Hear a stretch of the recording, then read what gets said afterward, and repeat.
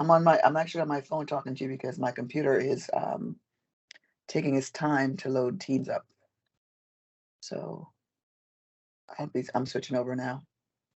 One of the things that I noticed, I got a couple questions during the week about the writing assignment, let me address this now or again. Um, One of the things that I want you to do is to win, not only in this class but in life, right? You're getting an MBA because, for the most part, you want to compete in a global market. That's my understanding. Um, and having that in mind, I'm thinking of the tools that's going to allow you to succeed in that competition, because it will be competition from stiff players. You're not going to be in your comfort zone in terms of your writing. And I do understand that English is not your first language. However, the business language of the world is English. So that's the language that all countries speak when they do business. Uh, so that's why you have a writing assignment to help you to hone your communication skills. A lot of times when you are working globally, you may be working virtually. So there's a lot of communications that happens by email or what have you. So you want to make sure that you are able to write in a manner that's conveying, number one, what you're trying to say, and that it's in the best English.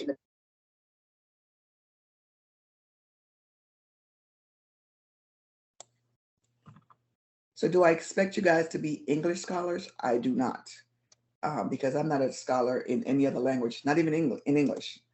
However, I do want you to take a step back and understand what it is that I'm trying to help you with. I'm trying to help you with um, honing your writing skills, because it's very important to be able to communicate in a written manner to your colleagues, to leaders, to your boss, to your customers. And that's why you're doing that in this class. Some of you are doing really well, because I see you thinking about these questions, and you're actually, some of you are doing research and you're coming back with stuff and you're doing really, really well. Most of you are really, but I don't want to forget the people that are, having challenges. But I want to remind you again that what the purpose of you writing is not to make you frustrated. It's not to make you feel like you can't do it. It is for you to transform into a better writer.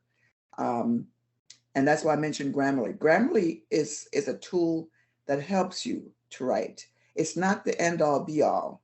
Um, so I just want to make that clear. It's not, if I write something and I run it through Grammarly, it'll be perfect. It will not be. You have to bring some writing skills to the table and then to use Grammarly. So I just wanted to say that you continue the rest of this. The most of you that are doing really well, continue to do that. Those of you that feel like, I do well in everything else in life except this English thing, it's okay. You're going to come out of this class being a better writer. And that's what the intent is. So one of the things I did a few weeks ago, I posted, if you are having any kind of challenges in the class, please reach out to me and we can get together and talk about how to overcome those challenges. I don't think anybody took me up on that, so I'm going to extend it again. If you are having challenges, if you need to understand better what's going on in the class, what's going on in your grades, I am here to help you to do that. So I want you to not lose sight of that. That's what I'm here for. I'm here to help you win. We need to work together. You will be challenged. You will be uncomfortable, but that's how you transform. There's simply no way to transform if you are just in your comfort zone. I just want to stress that. A lot of adults, because we're very skillful in a lot of ways, and you guys are professionals, you're great in your field, you're competing with this MBA in a global marketplace. You must be prepared. Part of that preparation is your writing skills. So I just wanted to say that again. Hopefully you'll take me up on my offer and we'll do some office hours, and we can, get specific about what you need to improve on, how you can get better. Any other questions or comments before we move on? Yeah, good morning, Dr. Hello, P. Professor. Good morning. Oh, Complete Judlin, please. okay. Thank you. Because I'm checking my assignment. The assignment 2, 3, and 4 is not no comment for me. Are you receiving my assignment or no? Who's that? Is that Julian? Yeah. Yes, it's me. Did you submit it in PDF or in Word format? In PDF. So usually if it's PDF, I can mark it up on the paper. Let me ask this. I'm glad you said that. Pause for a moment. Is it easier for you guys to submit it in Word or PDF format? So if it's Word, raise your hand. If it's easier to submit in Word, raise your hand. Okay, a couple people. If it's easier to submit in PDF, raise your hand. PDF. For more PDF.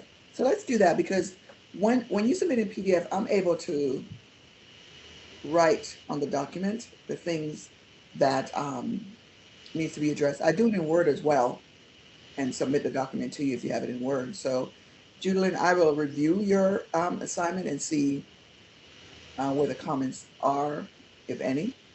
Oh, yes, thank you very much, because I'm worried maybe I'm stuck up or I'm very late submitting all this. Yeah. And you guys are doing, for the most part, you're doing great in submitting, you're answering the questions, you're thinking, you just need to hone your writing skills. So I'll take a look at yours, Judlin. Thank you very much. You're welcome. Anyone else? I thought someone else was saying something. Professor. Mhm. I have just a concern of the good writing, because usually the good writing or the professional writing is relative from a person to another. So, for example, if I made a paragraph and I showed it for 5%, most probably they will give me 5 different comments, because it is relative. So if I'm, for example, initiating my own business, most probably I will use the general simple words that can communicate to everyone. Mhm. That's what I expect. Mhm. So yes, and for this reason, if we use just one website, right, like Grammarly, for example, when I write, I use Word. When I recommended modification by words, they are, it is relative, the correction from even a software to another. So Yeah. evaluation based on Grammarly Excuse me, Nora, maybe somehow your line is makes not. us look. Yes. Maybe can you fix your line so that we can hear together, we can Oh, you're understand all breaking up. together? You're breaking up. Um, you can hear me like that better. Oh, yeah, yeah. That's better. Yes. So I was just speaking that the professional writing is somehow relative. So, for example, if maybe my professor will not, maybe the software will see another perspective, another software will see it in a different way. So evaluation based on just the abstract level of English, I think it somewhere will be unfair for all the people, because we are even from different cultures. We express words in um, different ways. So Mhm. Mhm. can we reach a standard level for all of us, so we can we can modify ourselves or stop extra marks, because actually the evaluation mark for the assignment is so big, and even after modifying multiple times I see still. Yeah, I get the point of what you're saying, and let me speak to that. This is an English university. That's my understanding, right? That's a primary language that you're speaking. As I said at the top of the call, you are. Let me back up. English is the language for business globally. So whatever language, whatever country you go into, you're conducting business. If English is, everyone settles on what English is. The MBA program is one that there's an expectation that you have an elevated standard of everything, an elevated standard of business and the concept of everything that business entails, including finances, which you'll look at today, and as well as writing. What I'm looking for is that you're communicating clearly what you're asked to do. So if I'm evaluating it as an English professor in an English university where English is the business language, that's what I'm evaluating it on. So keep it in those contexts. Yes, different people can evaluate stuff differently. Yeah, that's a no-brainer. Everyone knows that. As your professor, I need to understand that this is what's being asked and this is how you're communicating it. I have to understand it. Different professors are different. One of the things that you'll have is like different professors, different background, you're gonna get different things. The point of the matter is that whatever that professor is asking you to do to their standards, you do that.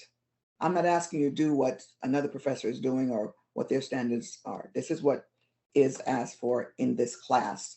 I think there might be an overly focused on I'm getting points off, and you got to shift your focus to how can I improve my writing? That's the focus of it. It's not the grade, even though the grade is a priority, but it's not, I'm losing points, what's happening, and I'm frustrated. Are you getting better in your writing? Are you communicating the answers to the questions clearly in a way that if you place those same answers in a business environment, in business communications, it's acceptable? That's the point. So I would like for you to refocus and think about what I'm communicating. Is it clear? You cannot rely just on word and on Grammarly. I think that's what, not all of you, but some of you are. Is like, if I run it through the spell checker in Word and the grammar checker and I run it through Grammarly, it's perfect. It is not. You've got to bring some skill to the table.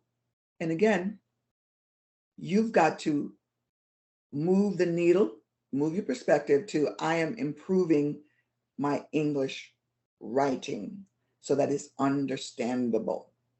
I'm not asking you to write if this was Harvard University, it'd be a whole different story. It is simple.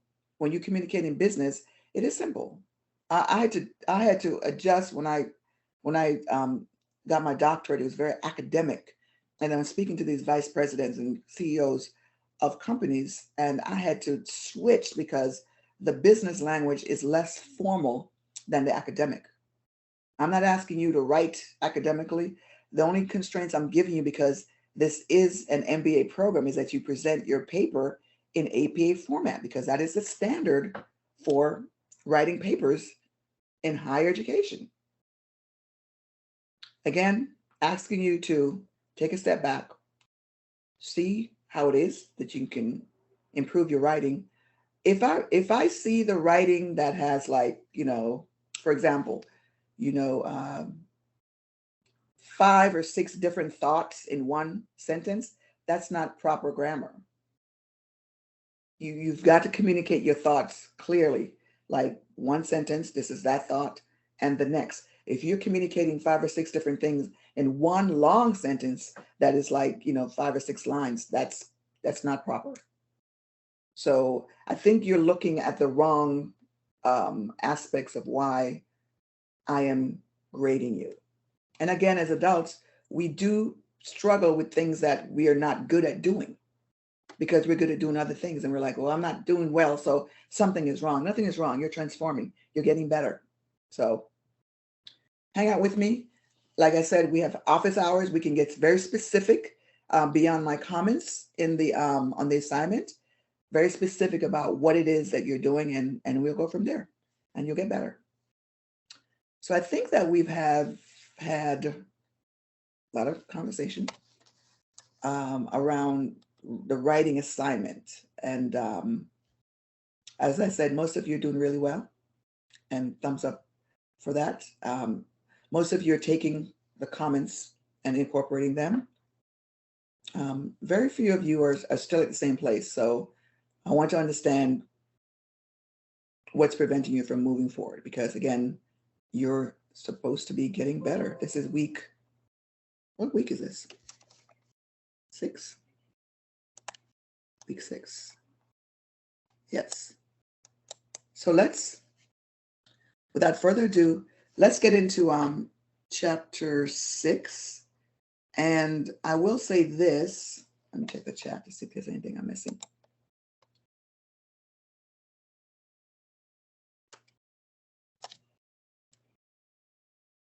Check it on my phone. This chapter here, as I do every week, I'm pointing out what needs to go into. You're welcome. You're welcome. You're welcome. Looking at the chat.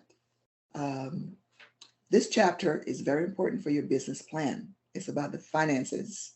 So we're going to talk about how to formulate that cash flow statement.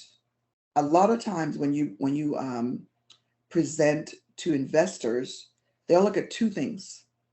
They will look at your executive summary, which is what is at the beginning of your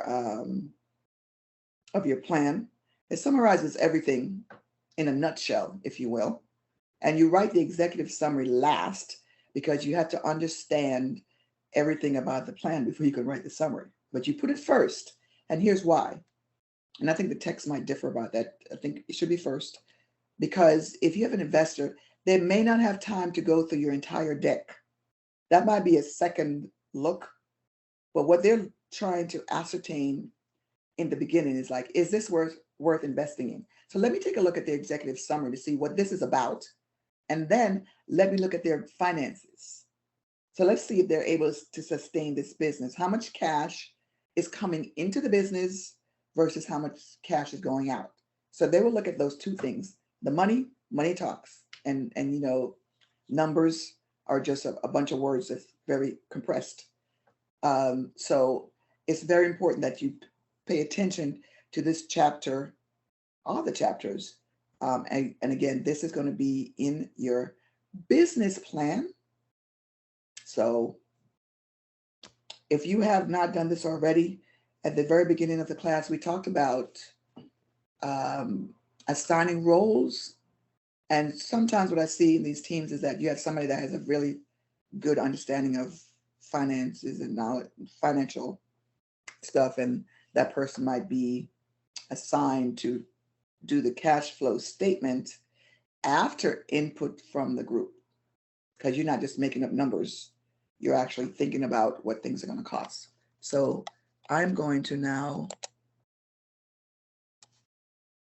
open up the presentation and talk about finances, budgeting, pro forma, balance sheets, P&Ls, and so forth. How many of you, raise your hand, have experience in the financial aspects of a business? Raise your hand if you do. You have experience in the financial aspects of the business. How many of you? Professor, I might not have actual experience in the financial aspects, but we already took I took a semester with financial accounting. Okay, good. So this can be considered, right? Of course, of course. Okay. One of the things in business. Okay, Olaya, I see you're lit up. Do you have a comment?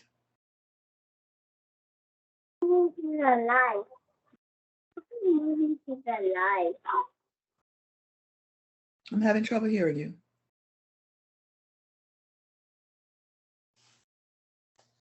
Hello? Okay, maybe that wasn't on purpose. Okay, I'm going to share my screen. So I guess most of you do not have that experience. Let me see.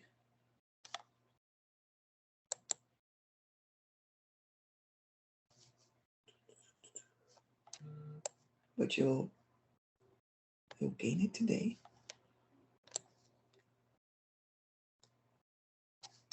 I have like 84 tabs open, so excuse me while I find the right one.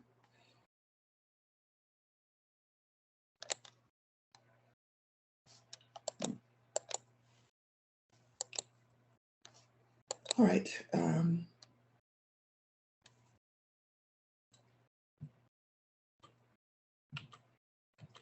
move my Teams window so I can see you guys if you're asking questions. Move it over there. Okay.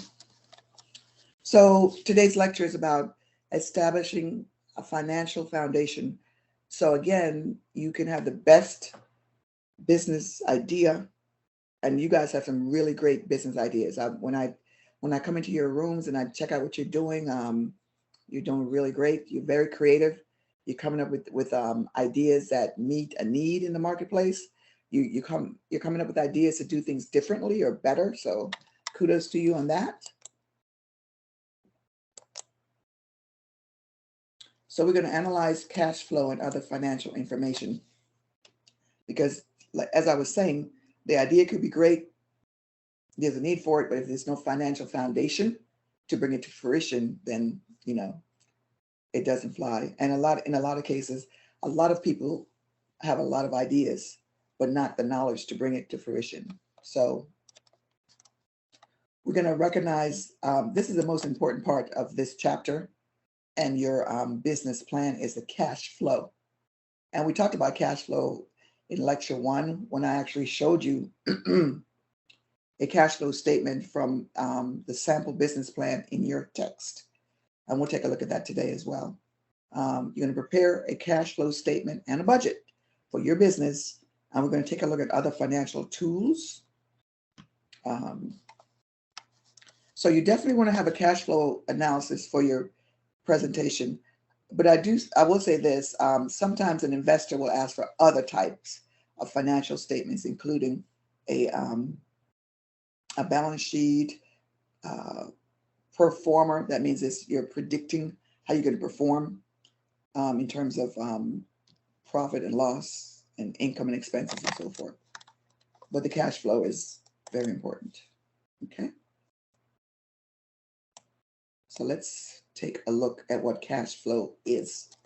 It is cash that comes into the company minus the cash that goes out. So you think about your paycheck or your main source of revenue or income. That's the cash coming into your household, and then all your bills is the cash going out. So I'll use myself as an example. I have a salary from this company that I'm working with. I have salary from teaching at different universities. I have income from book sales and speaking engagements, etc. So that would constitute all of my cash flow, all the money coming in. And then the money's going out include my mortgage, if there's a car payment, if electricity, internet, groceries, gas for the car, etc. So even though you may not have a business with a cash flow, your personal finances is a great example of that. All the money's coming in, and you use the month as a guideline. All the money coming in for the month versus all the money going out. It's not the same as a profit, which is income and expenses. And I'll show you the difference later. So you must be able to have enough, cash coming in to survive in the early days of the business, because when you start a business, initially you may not make any money in the first 3 months or even longer. So where is this cash coming in to sustain the things? Like if you have a brick and mortar business, where's the cash coming in to pay your rent and utilities? Where's the cash to pay the salaries for the individuals working for it, for the organization? So that's very important. Negative cash flow means that you're carrying inventory, like you're paying for things before you get any cash from selling those things. So let's say, for example, I'm selling water, if you can see it. So I've got a whole bunch of water, that's my inventory, sitting in here, but I haven't sold any. So that means that I have a negative cash flow. Cash is going out, but there's no cash coming in. And the cash crunch is really that, where you you're in a crunch. You don't have enough money to pay your utilities or your lease on the building or the internet if you're virtual, or the people that's working for you. So that's a cash crunch. So cash flow analysis is different at the beginning of a new venture versus a business that's established. And the difference is that with a new business, in the early periods, early months, you may not be generating any income in cash. Whereas if you are doing a cash flow for a firm that's established over 5 years old or whatever, you shouldn't have negative cash flow because you're in operation. You've been doing this for a while. You're incorporating lessons learned. You're doing it right, and your cash flow is positive. Okay. So your task for a new business is to generate positive cash flow in the shortest possible time. So positive cash flow means that the money coming in is greater than the money going out. Okay. So the and I mentioned Shark Tank to you guys. It's a great show to see how people present business ideas to investors, and they'll ask about the cash flow. You're like, how many units have you sold? What are your expenses? And then they're like, okay, so you have a negative cash flow. So what do you propose to do about that? So a lot of times I'll see people come on there and they're very enthusiastic and they're talking about profit. This is a great product. People are going to use it. This is how wonderful it is. We're looking at, X% profit, but they're looking at the cash flow right now, not the future, but right now. Okay. So cash flow, cash pays the bills and it pays for the payroll. Okay. Let's see if any questions. So the float is the difference between when the money goes out and when it comes in. So the example that the book gives you is that if you deposit a check today, the business typically does not receive the cash when you deposit it. It's a few days. And the float is like if you deposit your paycheck in your bank account, you may not see the money until a day or 2 or 3 days later, depending on your bank, sometimes depending on the amount, depending on where the money's coming from, is it international or what have you. So the float is the difference between when the money has been deposited versus when it's been credited and you have the money available. So the difference now between a cash flow and a budget. The budget is about expenses, right? Where the cash flow is both. Okay. So for example, if you have fixed assets, which we'll talk about later, like your mortgage or your rent is fixed, you pay it every month, you can budget for 12 months what rent will be. So if it's $1,000 a month, you can say January through December, the budget is 1,000 until it goes to 12,000. So again, different from cash flow. Right. So this is an example of a budget for a startup firm. And this is software company. So if you notice, it's doing 6 months, which is standard. 6 months, 12 months. So you have your total receipts. So let's say this is your monies coming in. This is disbursements. This is what's going out every month.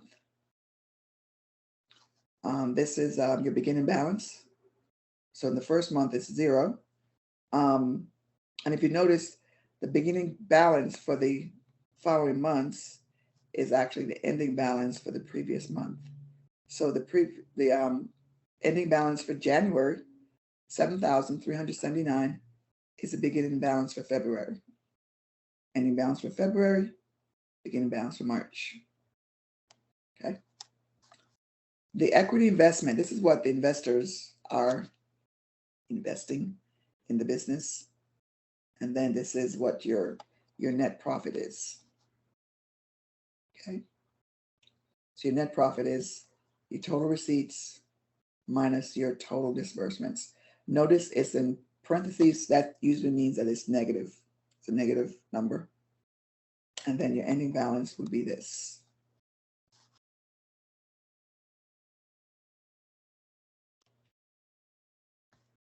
And the same thing for the months going forward. Notice there is no equity investment because if they do it it's one and done.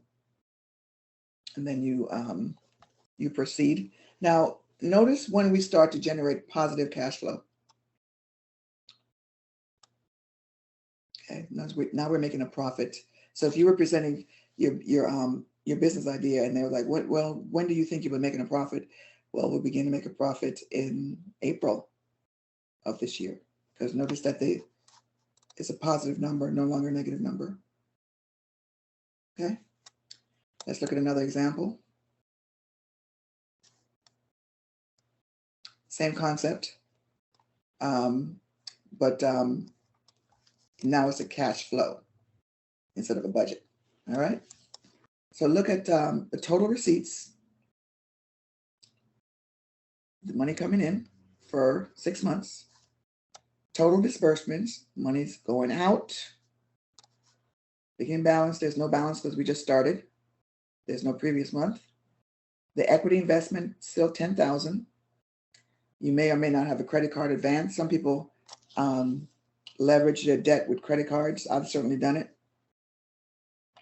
We don't do any type of credit card advance until here because we're noticing that we keep having this negative balance. So sometimes you got to pull out the old credit card to help to support your expenses. So we have a net cash flow, which is negative, and then ending balance. And we notice that we have negative cash flows until May. So now we are in the black.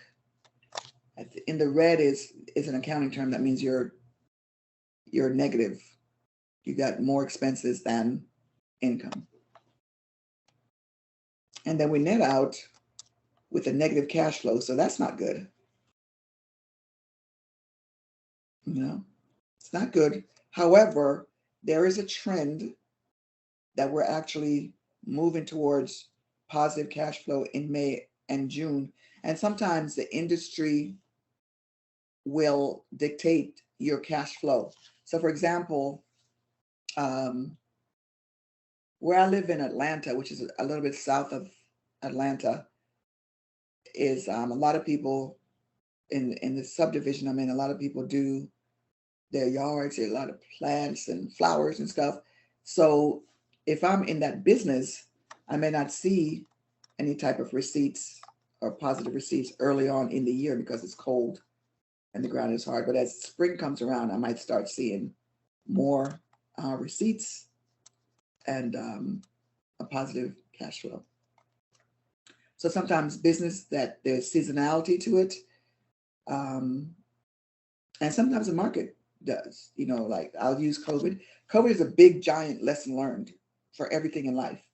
And we learned what things were important to people. And the things that were important, those people, those businesses made a killing during COVID. All right. Here's a modified cash flow for a startup. and we're not getting any advances. So what we're doing here is looking at different scenarios, what if scenarios. What if we didn't have any equity investment, right? Or what if we didn't do any credit card advances? What would our cash flow look like? So as you can see, we don't have any positive cash flow until May and June, but we netted out negative. So I would be thinking, if I was an investor, what's going to happen in July and August? Are we going to trend this way and, have a positive cash flow or not? So different scenarios. Okay. So they looked at different scenarios and they decided that the best way to go is to have a bigger equity investment. So instead of $10,000, as you saw before, it's going to be $19,000. So the people, the owners, they're going to put some money into the business because they believe in it. And if you notice, they begin to have positive cash flow in May. And they're trending towards more positive cash flow. So when you develop your cash flow, think about the different ways you're going to finance the business. Are the owners going to put in some money? That's very common for new businesses, is that the owners will inject cash into the business. Are you going to leverage credit cards to do so? Are you going to get a loan from the bank? From the I mentioned this in the second class, I think. In the United States, we have the Small Business Association, SBA, and they help to finance new businesses and small businesses. So what they'll do is they'll give you a loan, or they'll give you a grant. So there are different ways, different financial tools to start your business. So you're going to think about which of those options that you're going to include in terms of receipts and investment. And then you plan accordingly. So you can do, some of you guys are very ambitious. I see that already in your projects. You can do 6 months. If you want to do 12 months, please do so.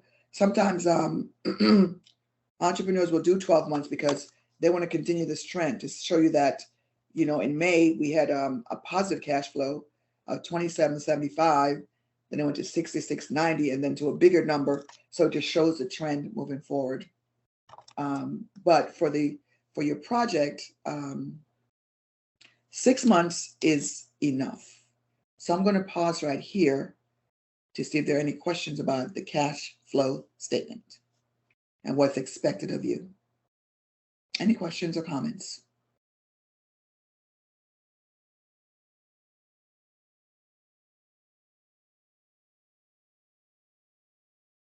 Okay.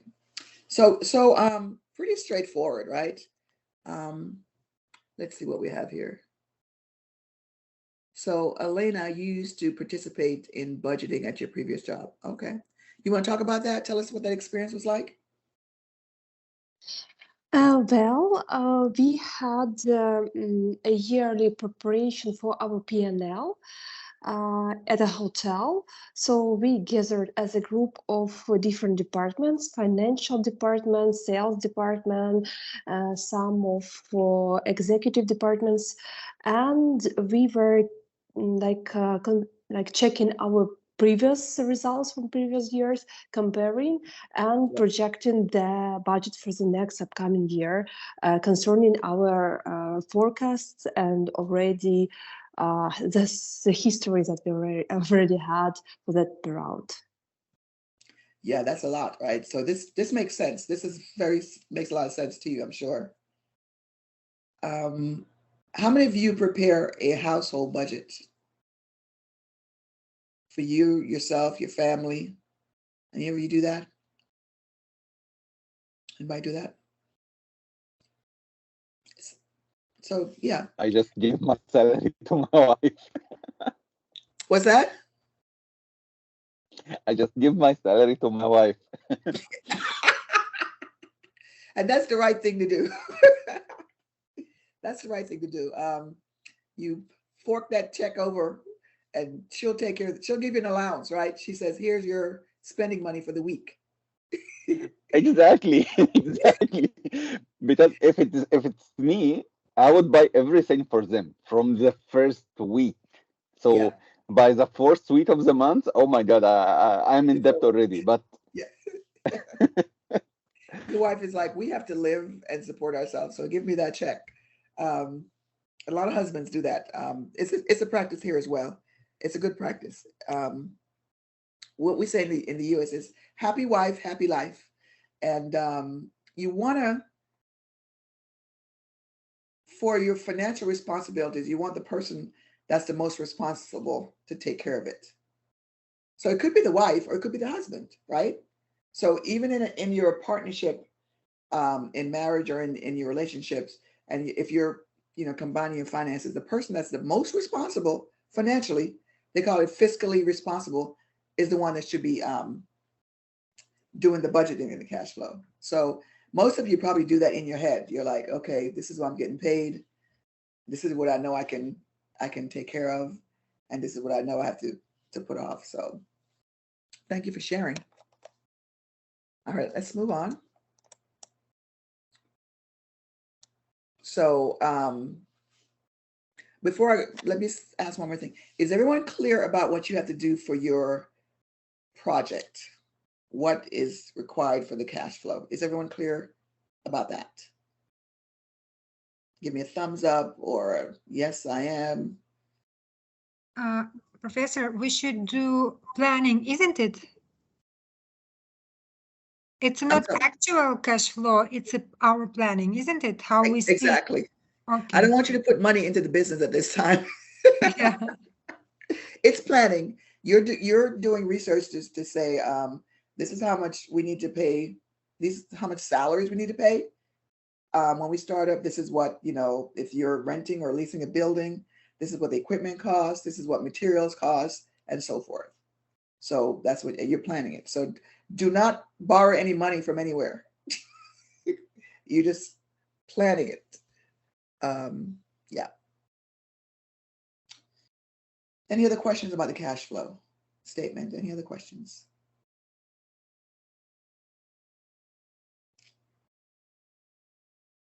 Yes, I have a question about capital expenditures. So if we're talking about equipment, it should be in cash flow or it's a capital cost? Yeah, what I want you to do, if you're, buying something substantial for the business, if you're buying it one time or you're leasing it, it should be in the cash flow because you are going to be paying on it, right? So if you take a step back and say cash flow for the month of January is money coming into this enterprise and money going out. So capital expenditures is money going out. So you want to, represent that on the cash flow. Okay, thank you. You're welcome.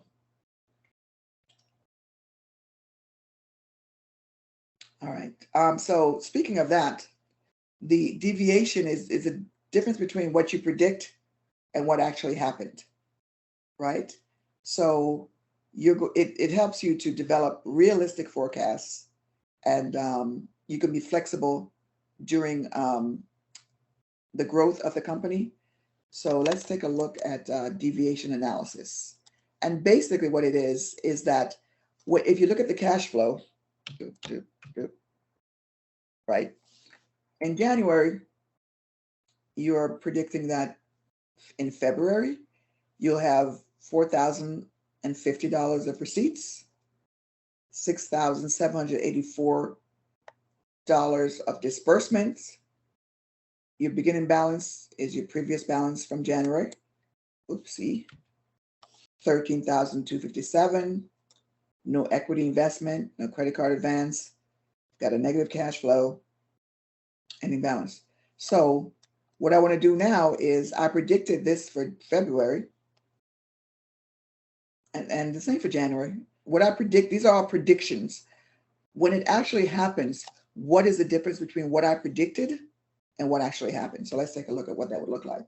So let's say we predicted $6,000 of receipts in January, and our disbursements was 8,400. Obviously, there's a net cash flow of 2,400. That's the difference between these two, negative. We put $10,000 in the business, so we have an ending balance of 7,600. So that's what we predicted. This is what actually happened. We actually had less receipts than we predicted. We actually had more expenses than we predicted. This stays standard because it's a one-time investment. Our negative cash flow now is more, and our ending balance is less. So we have a difference of the predicted and the actual, negative 2,650. A difference of $693 more in disbursements, and a net cash flow. We predicted it would be this. It's actually this, and that's a net cash flow, and that's the ending balance. So what you want to do is that when you, and you won't do this for your business obviously because everything is estimated, but when you actually have a business and you predict your cash flow, which is a prediction, you want to now, as you move forward to the business, to see, okay, this is what we predicted. This is what actually happens. This is the difference. So that helps you. Now you have to adjust your cash flow because you're saying, okay, we're off. And if you're into accounting and stuff, you might do a percentage or a ratio. I would do this over this to see what the percentage is in terms of, let me do that really quickly. For some reason, I like ratios. So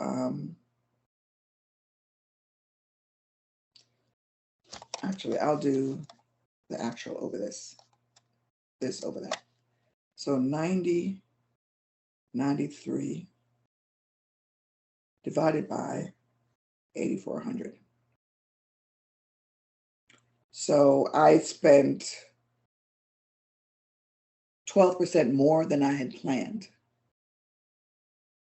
Depending on the industry of the business, it could be like great or like, oh, that's not that bad. And let's see with the cash flow. I predicted 2,400, but it was actually 5,743. So let's see what that looks like.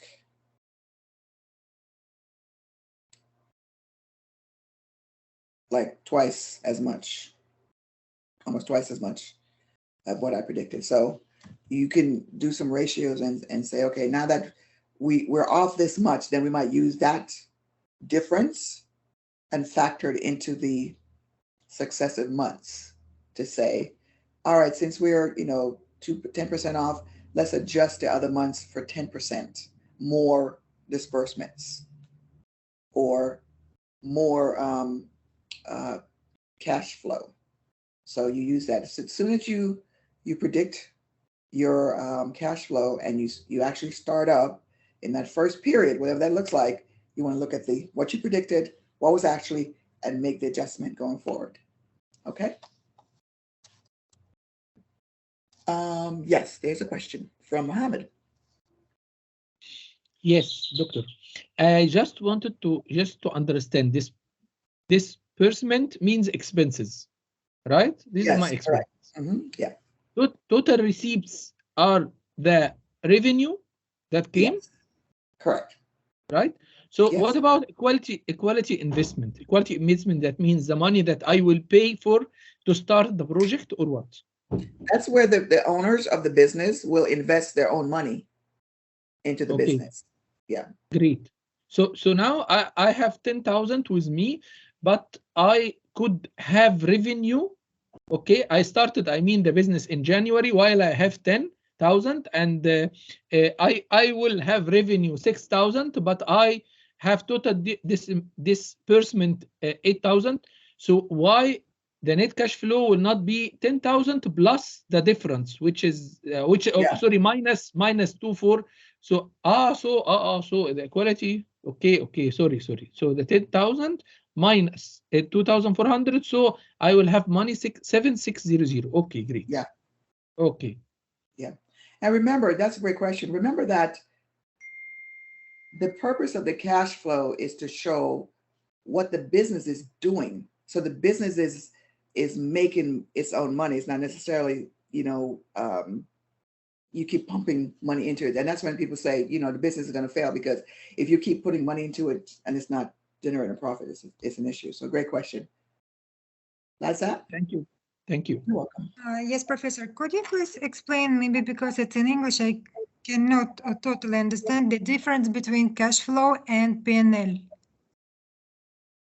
Oh, P&L? Okay. Yes. So the purpose of the P&L, profit and loss, is to show a profit, right? The purpose of the cash flow is to show you the health of the business in terms of money's coming in and money's going out. The cash flow analysis is, first of all, for startup. You do a P&L, it's usually, you're more mature in the business.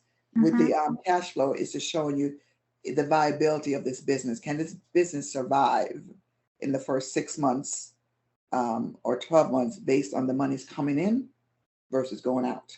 With the P&L, it's something that you'll do later. It's for profit, not for cash flow. Okay, thank you very much. Yeah, you're welcome. Mohammed, you have another question? No, thank you. I will lower my hand right now. Sorry. Okay. It must be tired. You had it held up for a long time. All right. So cash flow statements for new businesses, and this is what we're talking about, is different from one where you're doing a cash flow for like a Microsoft or the businesses that you guys work in, that I work in. It's a different type of cash flow, because you're not going to really see negative cash flow a lot. Okay. So cash flow describes the activities that provide and use cash during the period. Okay. So providing cash is the incoming money. Using cash is going out. Okay. So when you are going to the bank for a business loan, they want to see a cash flow statement. If you want equity capital, that's where the owners are investing their own money. They want to see cash flow. And if you're going to evaluate or value the business, valuation is when, and if you watch Shark Tank, that's one of the things they talk about, is that they'll say, we're a software company and we need, $1.5 million of investment from you for a return of 25% equity. So that they'll use those numbers and say, okay, so the business is worth $10 million. Like, how did you come up with this number? And is it worth that? Is it worth more or less? So the cash flow actually shows you got to backtrack and say, you're saying this is worth $10 million. Let's go back and see the money's coming into the business and the money's going out. Does that sustain your claim of a $10 million valuation? Because the numbers don't lie. You can use them to lie, which people do, but the real numbers that you don't fudge, they don't lie. And also, if you want to sell the business, if you're selling a business, the potential owner wants to see that there's a healthy cash flow. You don't want to buy a business that's, negative cash flow, unless you have really great ideas and you have a, great budget to kind of resurrect it and bring it back to life. So it's like the health of the business that you want to see. Okay. So how to generate the cash flow? So you start with your expenses, as I talked about earlier. Your salaries. Somebody's got to work. A lot of times in new businesses, it is the owners, like you guys in the teams. You're the owners of the business. So what is going to be your salary and benefits, right? And one of the things that I mentioned at the beginning is that even if the salary is like ridiculous, pay yourself a salary.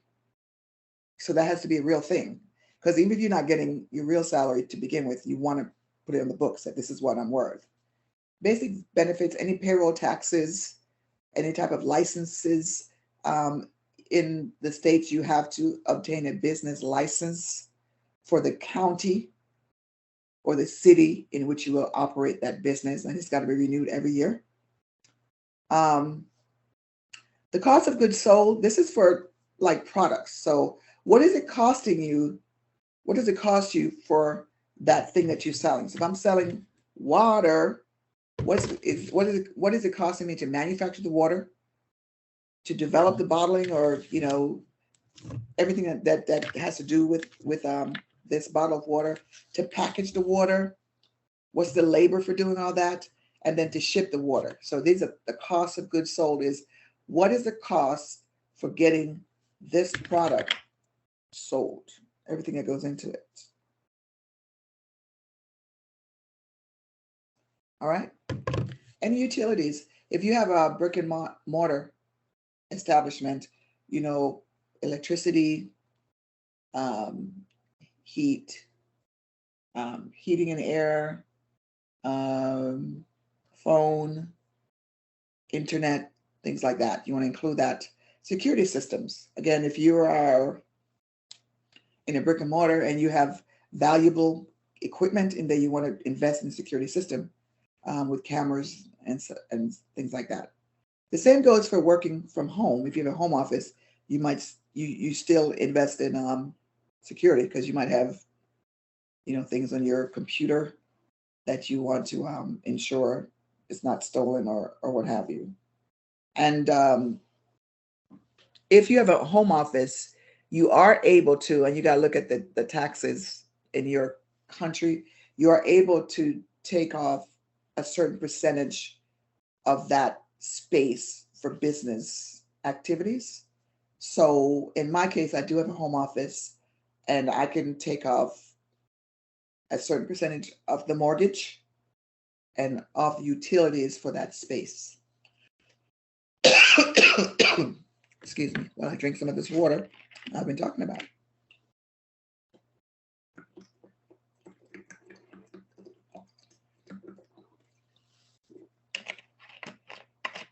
Other expenses are tools or machinery or computers. Every business now needs a computer or computers. You might need a printer, a fax machine. What else? I'm just looking around to see what else I need. Office furniture, etc. So these, when you do your cash flow, start with your expenses. So this is what you would start with here. Money going out. So office supplies. If you have to travel, insurance, advertising, furniture, cell phones, maintenance of your equipment, cleaning. You might need someone to come and clean your office, and rent or mortgage payments.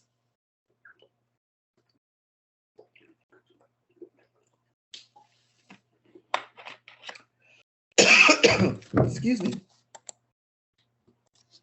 All right. So separating your revenue. Sorry. This is going to give you a lot of insight into the owner. Excuse me 1 second.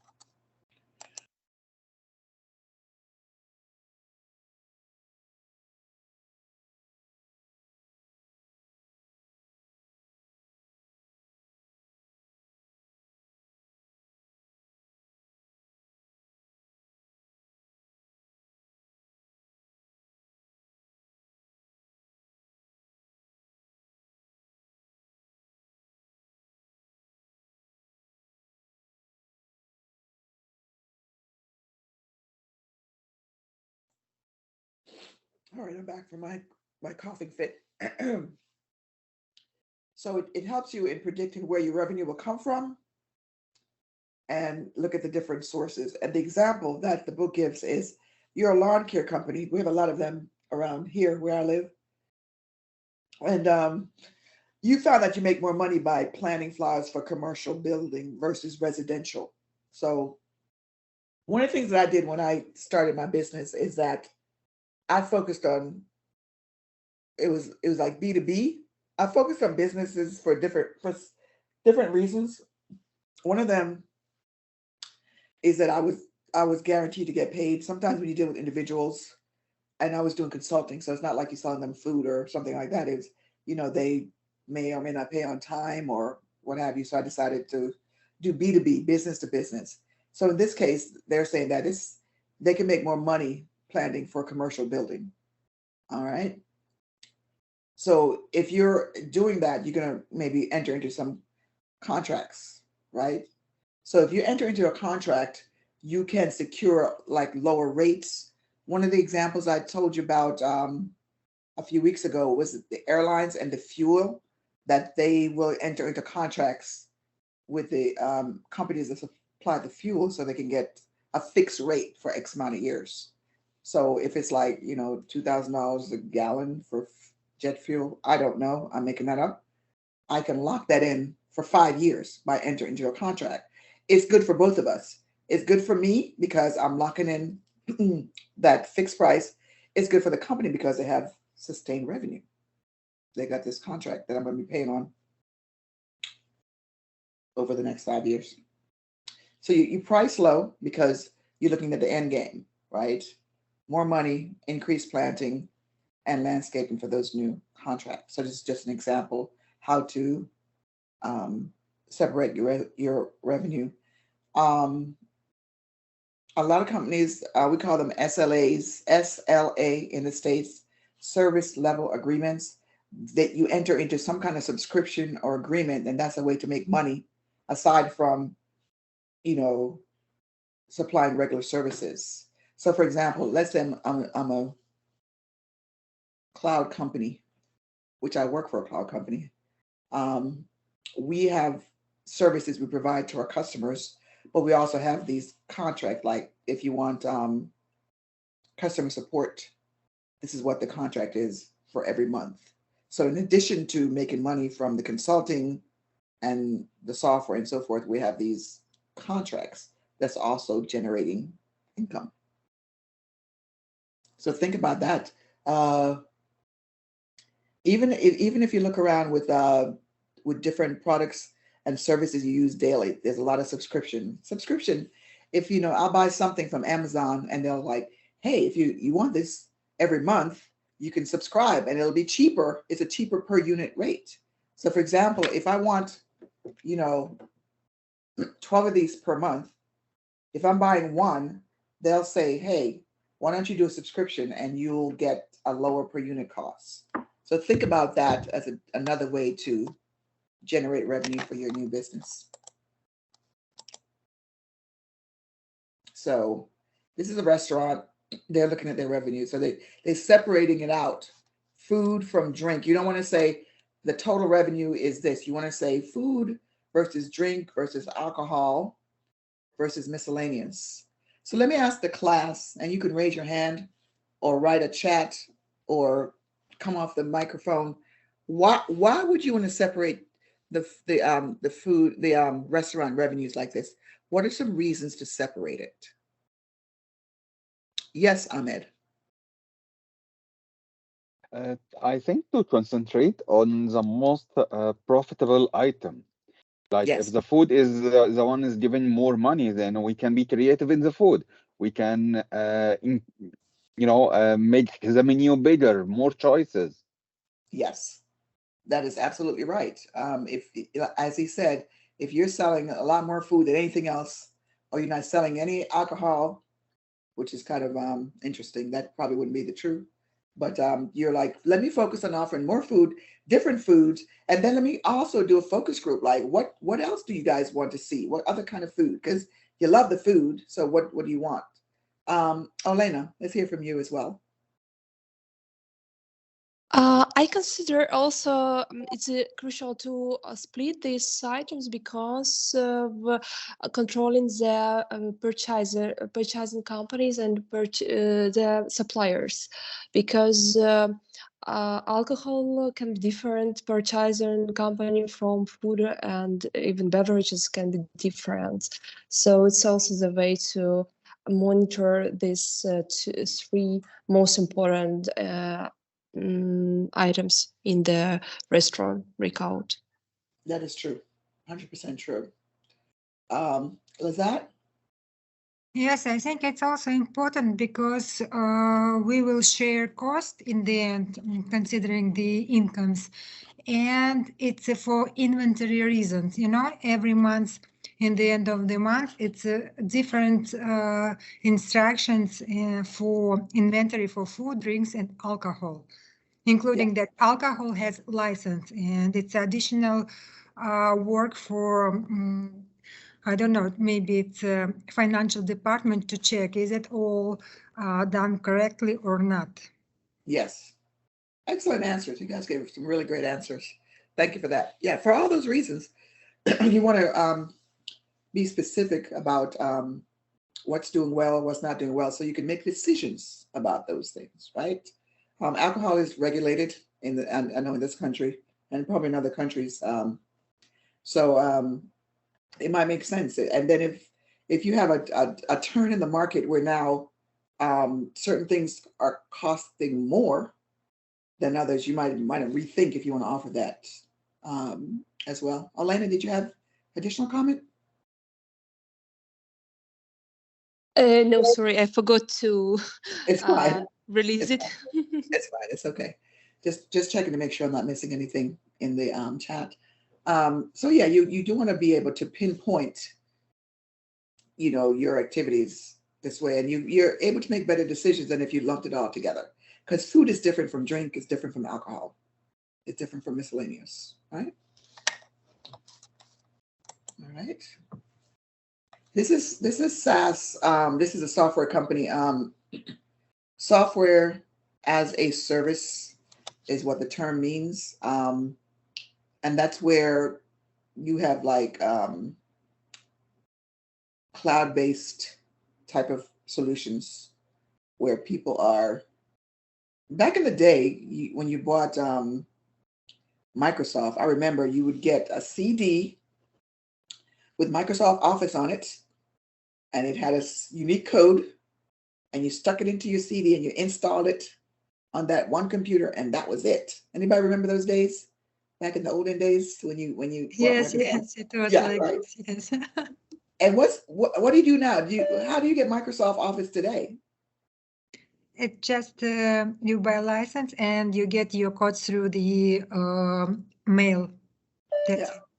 Yeah, and you get it in the cloud as well, right? You just download it to your computer, and now it's like a subscription. I know you guys get it because of your tuition, and I get it through my company and through the different schools.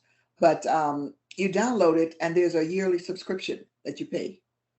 So now it's a service. Software as a service is what. So if you look at this particular slide, we have initial sale, and then you have the renewals, So you might buy it for $1,100, but every time you renew it, that's what you're getting, the renewal.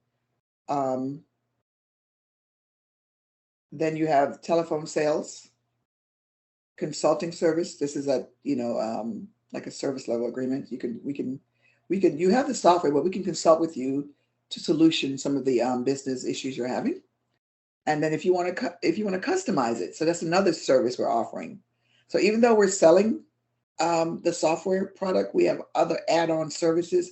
Sometimes they call these value-added services that we offer as well. So now your receipts are not just from the sale, but from other things that you're offering. All right. Office supply. So notice that we've been very specific about what we're selling. All right. Paper, calculators, computers, etc. All right. Very specific. Because then again, you can make decisions about what's selling most, what's not selling, and act accordingly. So sensitivity analysis is the best and worst case scenario, right? So you want to not just say, let me develop a cash flow statement and that's it. You want to say, what happens if we have less cash going in during this period? Or what if we have more money going out during this period? It's the best and worst case scenario. I know that one of the classes that you guys are taking is project management. And how many of you have taken the class already, or you're taking it now? The project management class. Anybody taking it yet? Okay, so Me, no. okay, so it's in your future, looks like. So when you do a best and worst case, they have this PERT analysis, PERT, where you do the best case scenario when you want to estimate something, the worst case scenario, and the most likely. So if you're getting work done on your house and you want to subcontract it, you want to get multiple bids. Sometimes you get high bids, low bids, and then the best case is in the middle, and you could do an average and find that out. So you want to make sure that you're not just being idealistic saying, okay, this is what's going to happen. You want to look at it, this is the best that can happen or the worst that can happen. Okay. The performance statements, this is what the question was in the beginning about the P&L. The pro forma, it's an estimate of what your balance sheet and your income statement will look like. So it's a prediction of what it's going to look like. The balance sheet is a summary of assets and liabilities. All right. You've got two types of assets, liquid and ones that take a longer time to become liquid. Liquid means that you can convert it to cash. So cash is cash. Accounts receivable means that people owe you money, but at the end of the month, you'll be getting the money in, and notes receivable. So that's instruments that's either cash or can be converted to cash easily. Fixed assets are like a building, land, office equipment, vehicles, and so forth. It takes a longer time to convert to cash. So if you're looking at a company, if they have a lot of current assets, they could be liquid pretty soon. So they may not have the cash now, but they have accounts receivable, so they're getting monies coming in the next months and so forth. Okay, so current liabilities are debts that you have to pay within a year. So that's accounts payable and banknotes and payroll, right? And then long-term liabilities are those that are due more than a year, like mortgage payable and owner's equity and stockholders' equity, right? So you have current and you have long-term. The balance sheet is a snapshot of your business, one point in time. So that's why when you see a balance sheet, it'll say as of February 19, 2023. It's as of today, this is what the company looks like. This is not tomorrow or yesterday, it's as of today. So the assets minus the liability should be zero. So that's why it's called a balance sheet. And then your working capital is your assets minus your liabilities. So if you have a positive working capital, you have, cash to work with. If you have a negative one, that means you don't. It's like a negative cash flow. So this is an example of a balance sheet. Total current assets, cash, accounts receivable, and so forth. Fixed assets, notice it's huge. That means there's a building involved or some land or, vehicle involved. Liabilities, current and long-term, owner's equity, and then total liabilities and owner's equity. Notice it balances out. Okay, so that's your balance sheet.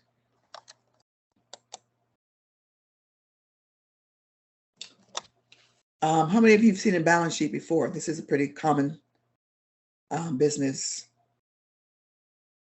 instrument and also personal, a balance sheet.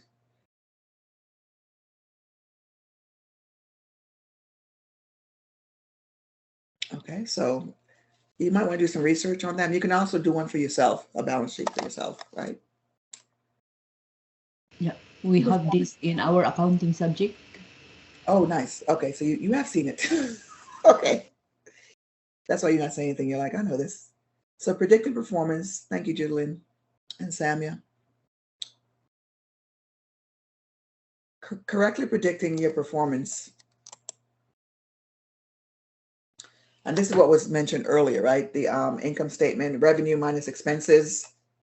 You're focusing on profit and not cash flow, right? So I think it's better to show you than tell you. So here's your P&L. They call it P&L. They call it income statement. Same thing. You got your total income for 6 months. Cost of goods sold. These are expenses. Then you have your gross profit. This is the gross profit. Gross is before taxes, and yeah, before taxes is gross profit. So you have your gross profit, and then you have your total expenses. Professor. I'm sorry. Yes. Yes. All these statements should be mentioned in the business plan.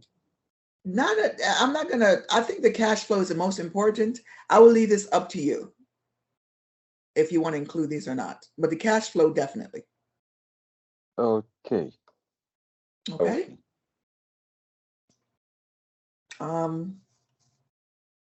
Gross profit, total expenses, profit before taxes. Notice it's in the negative. If you're negative, you don't get taxed anything. And then the profit after taxes. So it's negative until May. In May, we'll be making profit. So that's what this looks like. Again, not required for your presentation, but it's something that the bank might ask for if you were to go ahead with a business, or investors might ask for. So it's the profit that is showing. And the difference, if you notice, is that you do have taxes on your I guess your gross minus total expenses. You do have taxes on it. And I think in this case, you only tax if you make a certain amount. So that's why the taxes are 0. So this looks like it's below the threshold to be taxed on. And if you're taking that accounting class, you'll definitely see this. Les Lazat.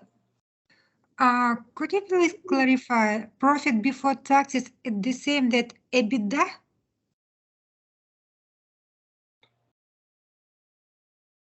Yes. Okay. Earnings before income tax assessment. I think that's what EBITDA is. Yes. Thank you.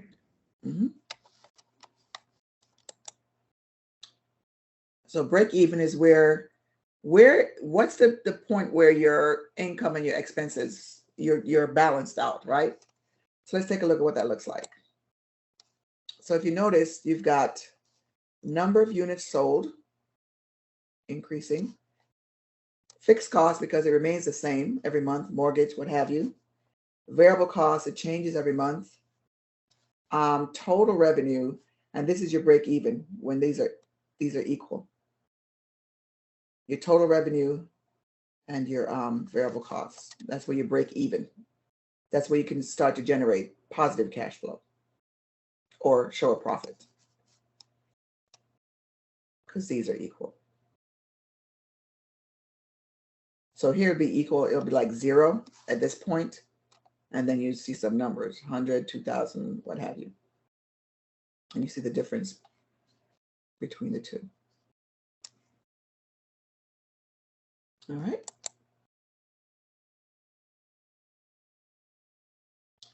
So this is entrepreneurial break even when your cash flow exceeds your initial investment plus the time value. And I'll talk about time value in a second. So this is the entrepreneurial break even. This is where you have oopsie. Sorry. You still have your initial investment. You have your break even point, and then you have the time value of money. So this is conservative, and this is a lot less conservative. So you're saying you break even with your initial investment here. This is saying, no, you're going to break even because of the time value of money. And what that means is that money today is worth more than money in the future. So if I have $100 today, I can invest it and make some interest off it, right? Or some profit off it. But if I have the money, if you give me that money in the future, it'll be $100. It won't be more than 100, and it will be worth less in the future than it's worth now. So that's really the time value of money. So money's now versus money's later. And it's going to be worth less because of inflation and other things that happen, and exchange rates and so forth. So that's the time value of money. All right. And that speaks to when you go into those contracts with the lawn company or the SaaS company, where like, you know, we'd rather have the money today than later. So let's enter into a contract with you, a subscription. Any questions about this week before we take a break?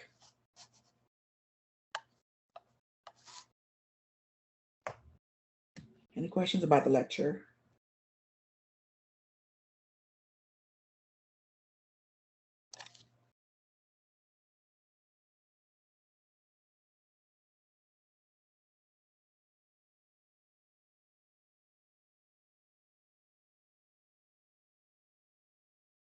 Can you guys hear me okay? Yes, we hear you. Okay.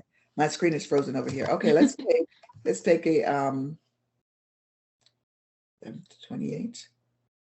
I think last week we agreed on 15 minutes. Let's come back at 11:45.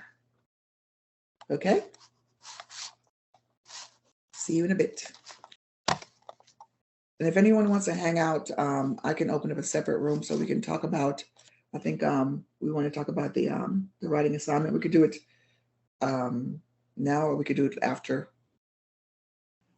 Okay, folks. I am back.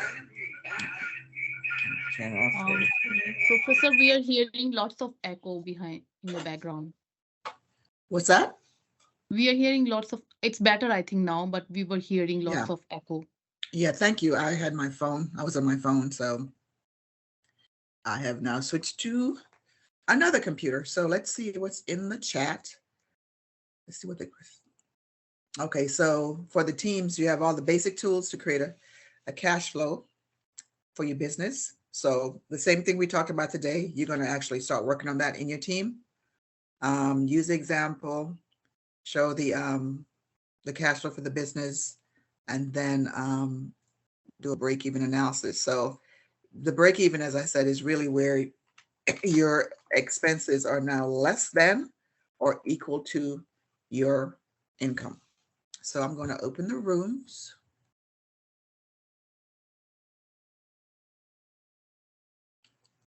Give me 1 second here. And I'm using the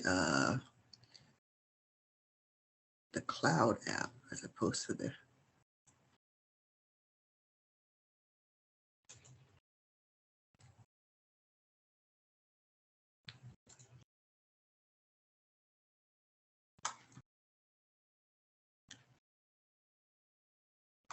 another second here.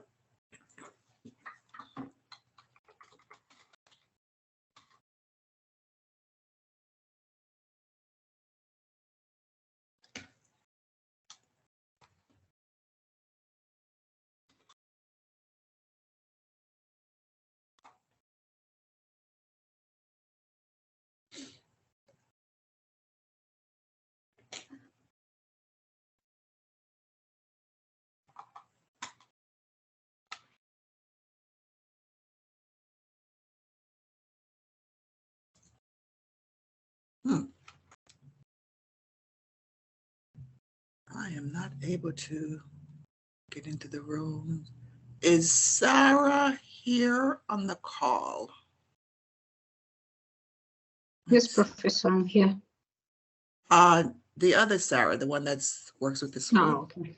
Sorry. Yeah, but thank you for stepping up there.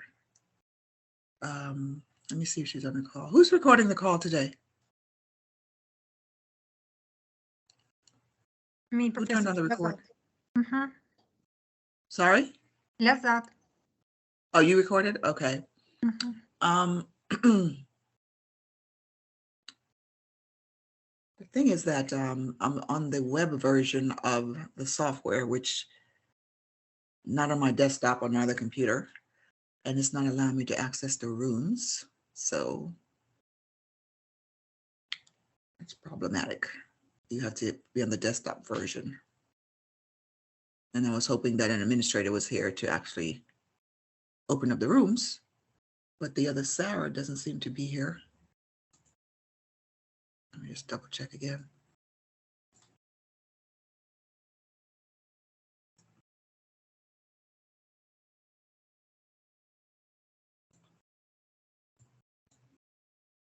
I'm gonna see if I can get her in.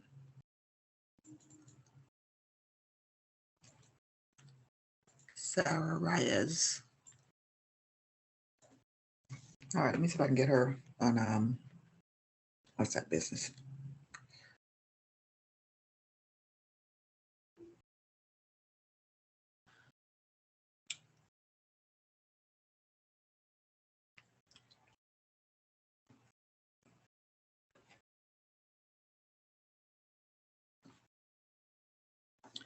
All right, in the meantime, I just sent her a message.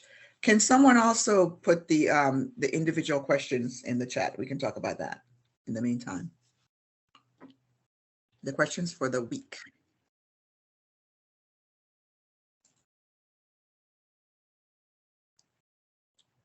So we have the team questions, and as that person is doing that, do y'all have any questions about what you're asked to create for the team exercise? Or do you have any questions about that? Actually, Professor, I do have a question, but regarding the individual exercise. Mm-hmm.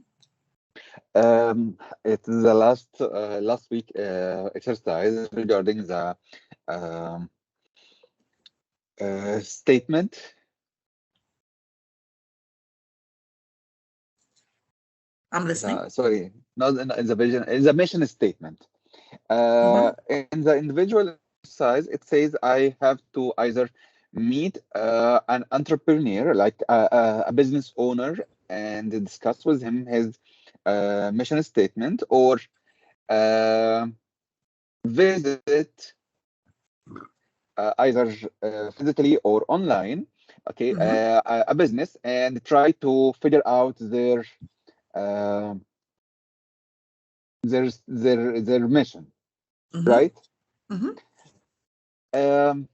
My question here is, I can't do like I can see a website of a company.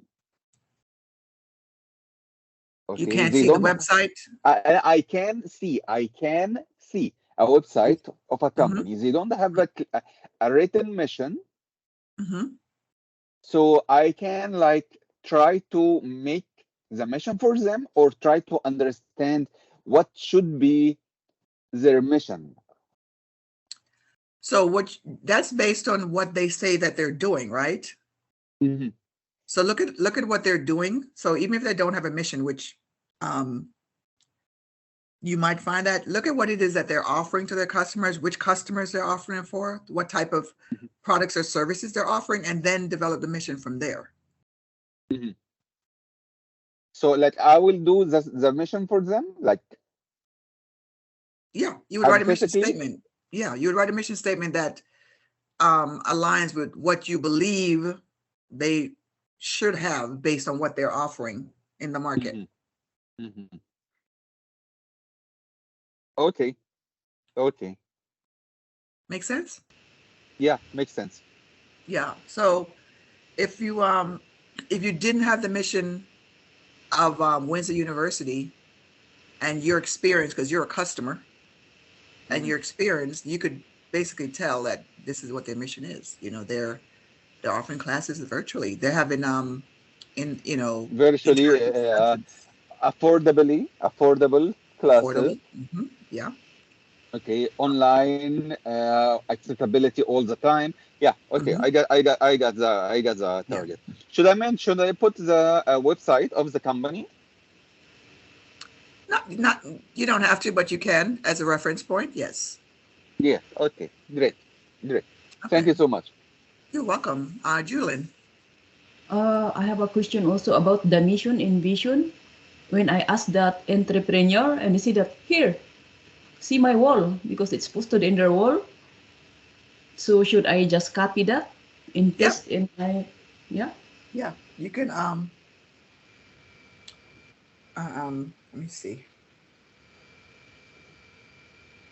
Sarah just responded, would you?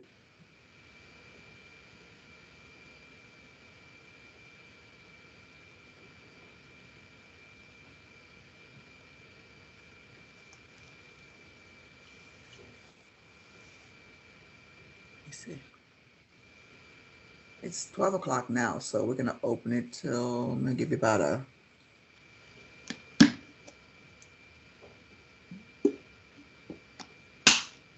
30 minutes.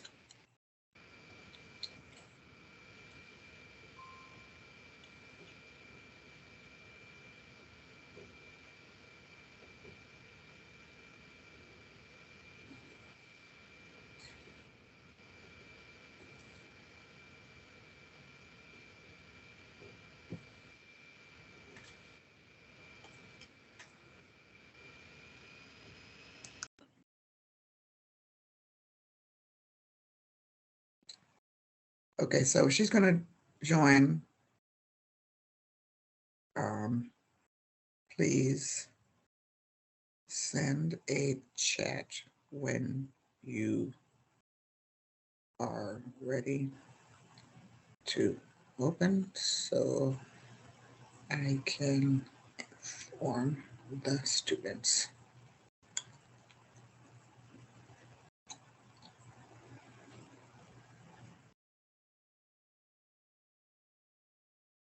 Okay. Sarah is gonna open the rooms for me. And then I'll check on my other computer to see if it's ready to act right today. Any other questions about, okay.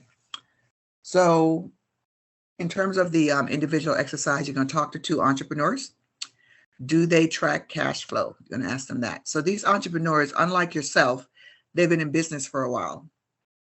And they might do it, informally, and some might do it formally, because what I'm getting from you guys is that even in your personal life, you're tracking your cash flow in your mind. You're saying, I'm getting this amount per month, and I got to pay out this amount, so I can't do this or that. So ask them if they do that, and ask them about their view of cash flow versus profit. We talked about that today, the difference between the two. See if they have an opinion about the two. Judalyn, you have a comment? Yes, I'm thinking this. If we talk to entrepreneur, we need a little time to wait for them to respond. Yes, I'm free on this time to talk for me. So when is the last admission for this? You can also email them so that you're not waiting on a phone call. So if you're waiting on responses from them, then you'll have the time to submit the paper within whatever framework they're working in. But you always want to make sure that you follow up your phone call with an email, because sometimes it's easier to respond to an email than returning a phone call. Yeah. Yeah. Thank you. You're welcome. So you're asking them how long it take them to reach break even in their business? Yeah, and for them, is they are all busy, so I will follow their message in your most convenient time. I cannot see, can you do it now? Can I talk to you now, or can I ask information today? I can do that. I just wait for them to say, yes, I'm free this time.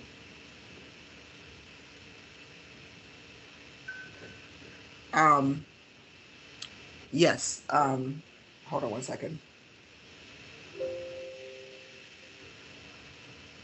Yeah. So you can also set expectations, right? You're a student, you're working on this assignment, it's due by now. Is it easier for you to just respond via email? I don't have to have an interactive conversation. If you can say, yes, we track cash flow, and we believe that it helps us to do XYZ. The difference between cash flow and profit in our business is XYZ, and so forth. So give them options so they're not tied to one deadline, Okay. And And then I send random entrepreneurship who is willing to answer me the first one or the earliest, and that's the thing that I will submit. Yeah, I'll work with you in terms of the time. But remember that entrepreneurs could be any entrepreneur, right? You can have entrepreneurs on your Facebook group that you can ask them. It doesn't have to be, someone like in your neighborhood or whatever. It could be anywhere. you can actually post a thing in Facebook and says, hey, entrepreneurs, hashtag entrepreneurs, do you track cash flow? They can respond right there because they're on their social media. A lot of people are on their social media, and they'll do that before they will respond to emails and so forth. So you could just put a poll out there, and then you could put these questions in a poll on social media. The rest of you already have an entrepreneur you're dealing with, follow suit. Try to think critically about these exercises. Don't lock yourself into just one, lane, right? So it's very easy to get responses on social media, right? Does everybody agree with that? Because everybody wants to say something. So you can post this on social media as well. And there are a lot of groups also on social media. I know LinkedIn's got groups for different types of business. Facebook does, and all of them do. So you can post it in these groups to get your responses, in a timely manner. So any of those ideas work for you? Yeah, I can. Okay. Thank you very much. Yeah, I will not penalize you because you're waiting on an entrepreneur, right? Yeah. As I said last week, it does take, as I said last week, when you talk to entrepreneurs, if they know that you're a student, they're like more likely, like, hey, I'm a student working on something. Yeah, so any questions about the individual exercise?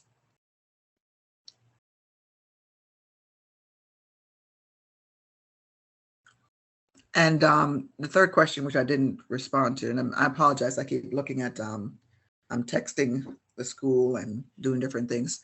What is their advice on how conservative to be on the cash needed to start the business? Like, how conservative were they? Did they, if you're doing social media, you could pretty much copy and paste this into the social media. How conservative were you? Did you think you needed a lot more cash? Did you predict less cash, being more conservative, and what was the reason for that, for starting the business? So yeah, so you can see that the individual exercises contribute to the team exercise. So if you want to, in the next minute or so, as I'm waiting on the school, because I don't have access to the rooms, you can start working on your individual exercise so that you have a head start. And then I will use the back end to go into the team's room. I believe we'll be in a minute, but start, if you want to post something in your groups, or, text your dad, entrepreneurs are everywhere. I'm checking my teammates if they are here.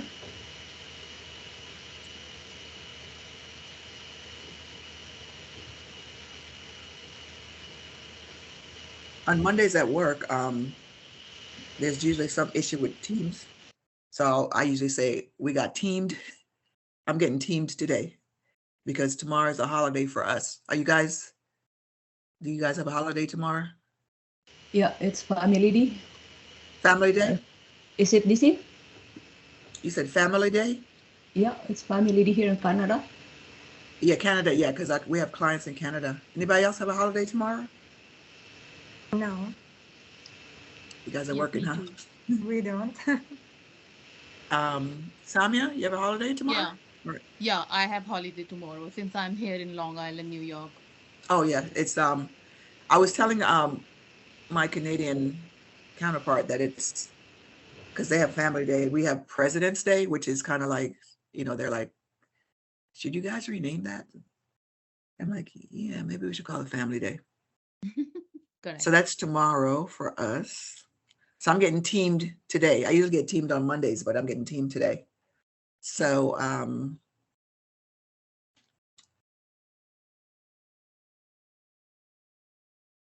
she said the technical team is going to come and help out, but I don't know how long that's going to take.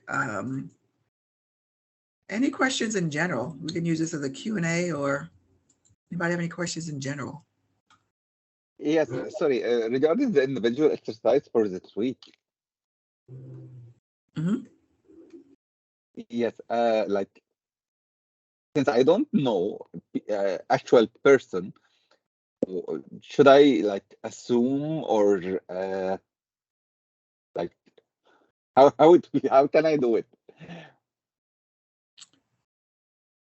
All right. So you don't, do you have the people in mind that you're going to talk to? No, I don't have people. Do you have any companies around you that are, you know, you have businesses around you, right? Yes, we have business around. Yeah, those are entrepreneurs, right? If you go to the dry cleaner, if you go to a restaurant, these are entrepreneurs you can talk to. Then and if you've been in their establishment several times, it's easy to have a conversation with them. Mm-hmm. For example, I go to a nail salon because I take my mom every 2 weeks to get her nails done. Mm-hmm. And these people are entrepreneurs. So because we're regulars, if I had that kind of question, I could ask them, right? Okay. The same thing with the dry cleaners. I can ask them. I say, hey, you know, I got a question for you. You know, what did you have cash flow, whatever, you know, so forth. So these businesses, you're not looking too far for these entrepreneurs. These are businesses that you frequent on a daily basis. Some of you, sometimes it's weekly. So actually, I usually go for a hypermarket, but I will try to manage. okay, yeah. Okay, thank you. So I think the entrepreneur also is like not the chain store. Like if you have a store and it has like a chain, they're like franchises or what, they're not really entrepreneur, but it's like the smaller businesses are the ones that you deal with on a regular. Those are the ones I would talk to. Anyone else? Questions or comments?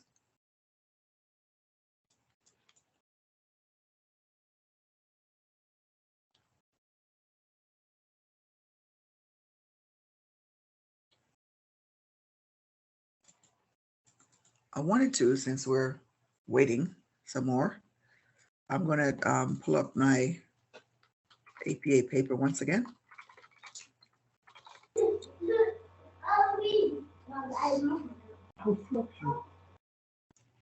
And some of you are very close to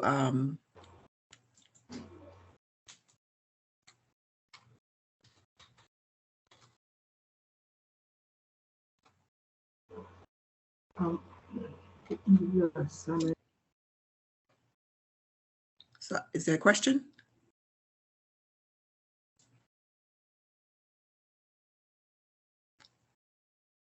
Okay, let's see.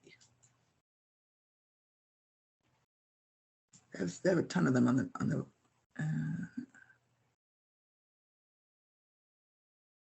a ton of them.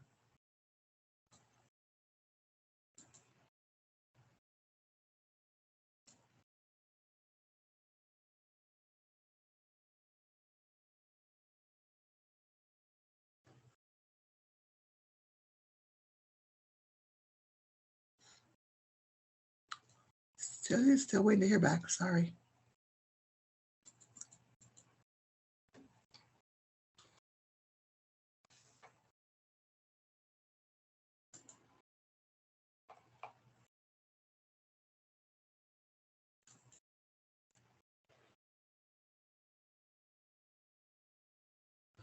And I'll put this one in the chat as well. This is a good one.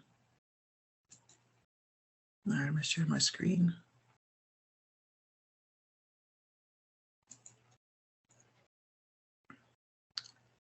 All right, let me just share again. This is a good time to talk about this. And then I'll also pull up the presentation to go over that while so we're not killing time.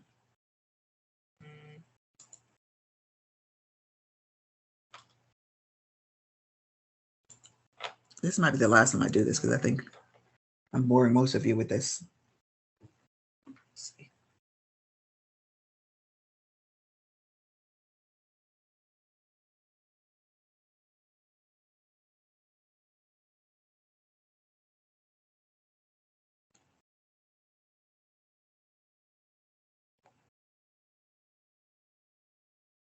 Yeah, there.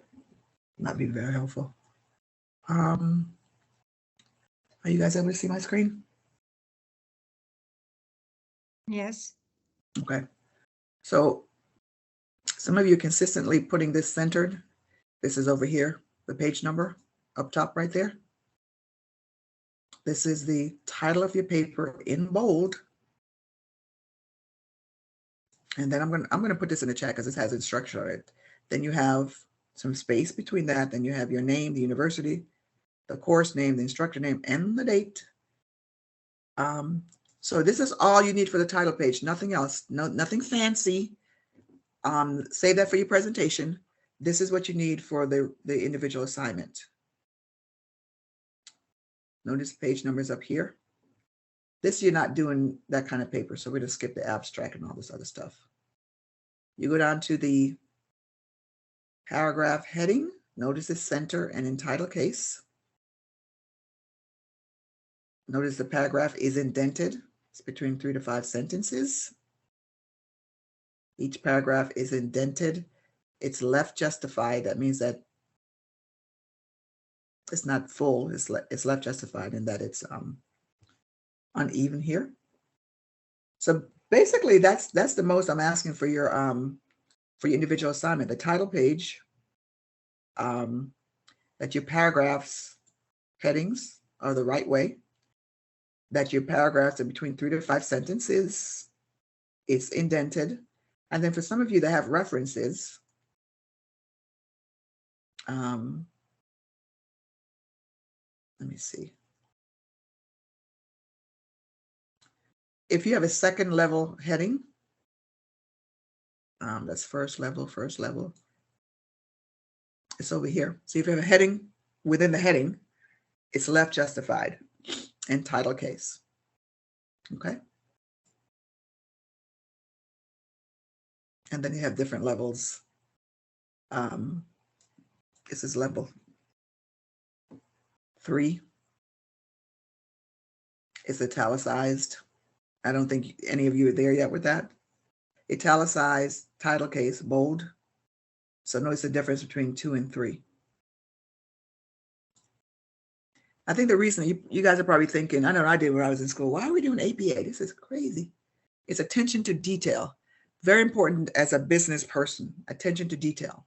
That's what it's for, not to frustrate you. And level 4 and so forth and so on. Now, the other thing, some of you did have tables and figures, which was great. If you have a table, you want to introduce the table, right? So you want to say, as shown in table 1, as shown in the cash flow statement below, and then you have the figure here, or the table here. And you have to have some lead-in text. Just don't plop it in the paper without introducing it, right?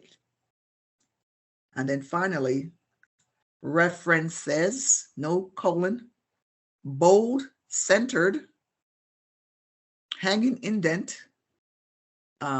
This is a publication. So publications and books and websites, it's a different. It's not just a list. There's no numbers to go to the left. So you got this journal here, the name of the journal, date. Actually, this is the book, I'm sorry. The name of the book, the let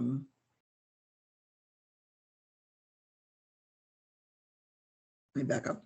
I'm going too fast. This is the author of the book. In this case, it's the American Psychological Association.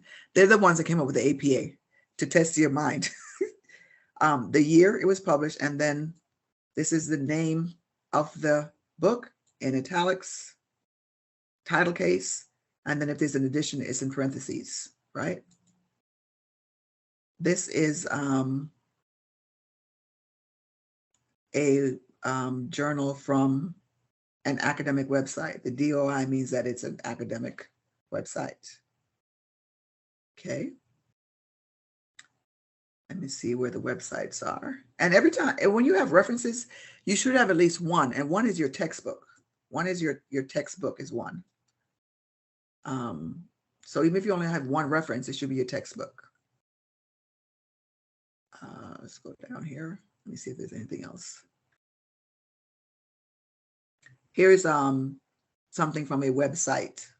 So these are the authors of the article, the date, year, comma, month, comma, day.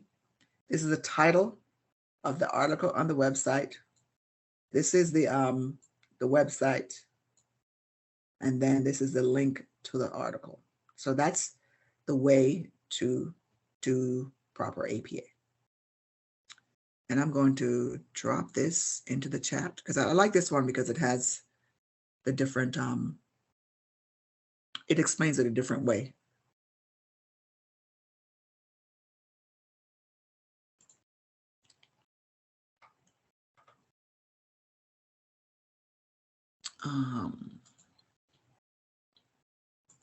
So yet another opportunity. This is all about attention to detail.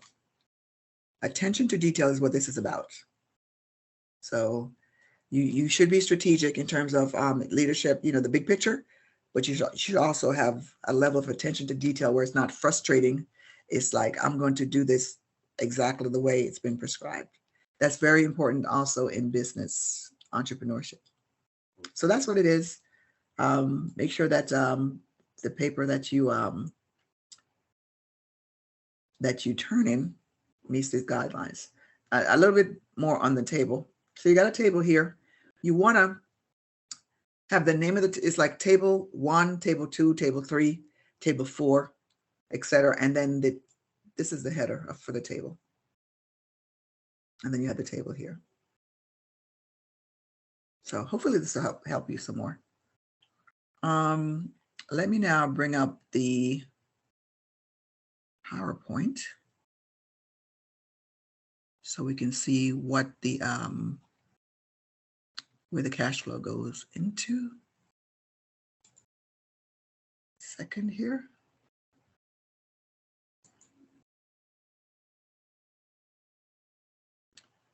Any questions about the APA paper? Anybody have any questions?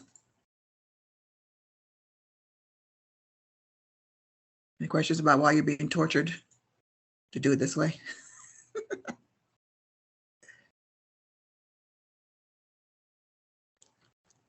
All right. All right. So I'm not going to show that anymore. I'm not going to bore most of you, but I just want you to understand specifically what I'm asking you to do. So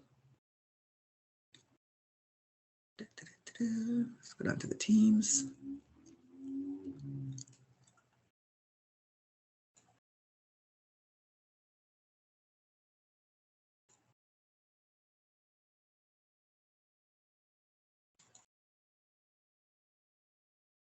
And again, I gave you a template to use. Feel free to use other templates. There are tons of them in on the web, and there's several inside of Microsoft Office.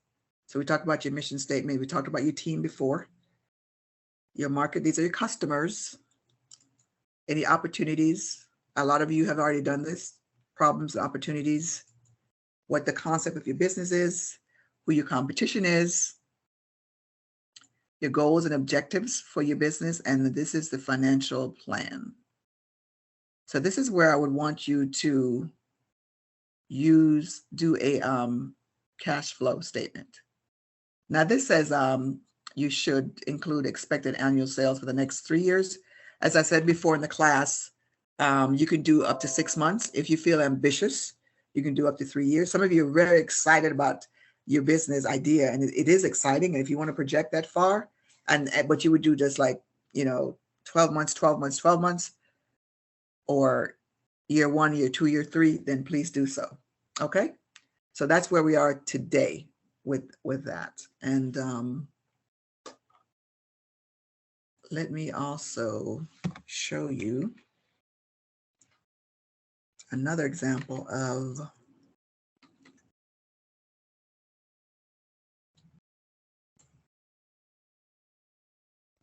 financial statement. It looks like I won't be getting back in Teams today, so I apologize for that. You have to huddle. Let's see, how can we do this?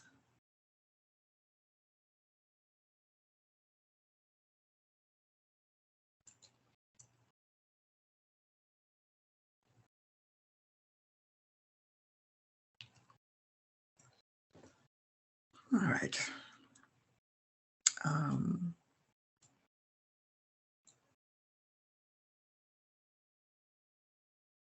rather do this.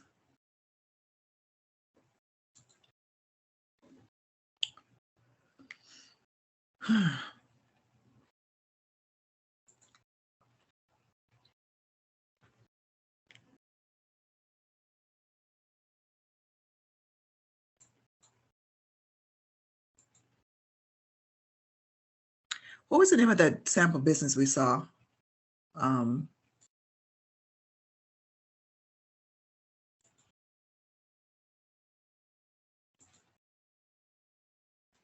Professor, Yes. you always tell us to watch Shark Tank, but I realized something. Maybe I'm wrong. Shark Tank for a business which is already in action and No, already no. established and for some years. Some of them are, but They not all of them. Not all of them. maybe most of what I have seen like this, they are just trying to expand or to stay in the business and Yeah, increase that is their. true.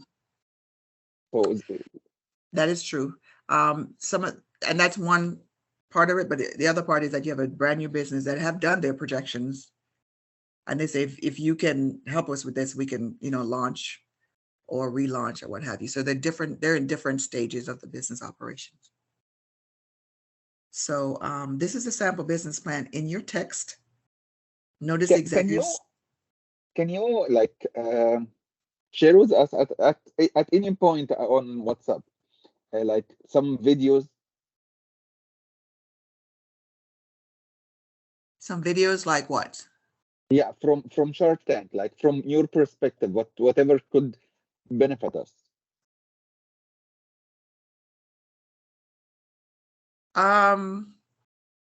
Whenever it is possible. It's not like an obligation or something, just a suggestion, that's all. Yeah, well, even I see the point you're making. Even if you go to Shark Tank and the business is already in operation, you could still get knowledge from that, right? Because I think that's where you're going. Let's say they said, now we want to expand. You still need a cash flow statement. You still need to identify your competition. You still need to know who your customers are. So it's not that you're not going to get anything from it. There are some, and you can also Google that, Shark Tank new businesses and see, what videos pop up for that. You could do that as well. All right, this is a cash flow statement. And I want you to notice that this is very similar to what's in our PowerPoint. You've got your team, your strategy, your competition. They've got business. We haven't covered this yet. The business model design, the marketing, and so forth. But so far, we have a lot of what is in our PowerPoint. So just to show you what the cash flow statement looks like for them. As you can see, it's pretty much the same. Let's make this a little bit bigger. Right, better.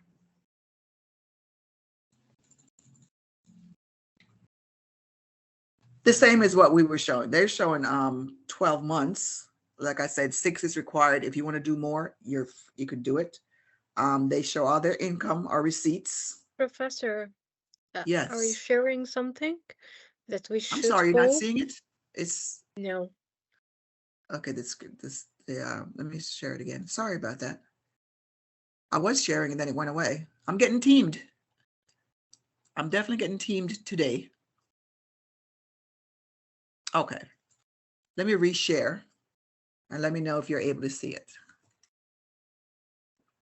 Yes, we can see. So you didn't, let me go back over what you probably didn't see. I was showing you that this sample business plan that's in your text, it covers the same things that we see in our PowerPoint so far. You've got an executive summary, the cash flow statement, we're gonna look at that, the team, your business strategy, your competition. We'll cover these later, but it's going through the stuff that we've covered already. So you have multiple sources that you can use to build your presentation. So let's take a look at the cash flow statement that they have. So they have their income, revenue, money's coming in. Notice in the first few months, they don't have any money coming in until October. Okay. And then November. So this is everything coming into the business. This is everything going out of the business. All right. So just another example, similar to what we saw today, what the total is, what the net cash flow, they have negative cash flow all the way through. So we got to look at some different things to see if this is viable, because why do you have negative cash flow all the way through? I think it's selling this business. And then they add a little bit more to it. They have their opening balance investment. This is probably the owners, the receipts, what went out, and what the balance is. So this is the cash on hand. So they do have cash on hand, although they have negative cash flow. The cash on hand is largely due to the investment that was made. So the company is not really making money.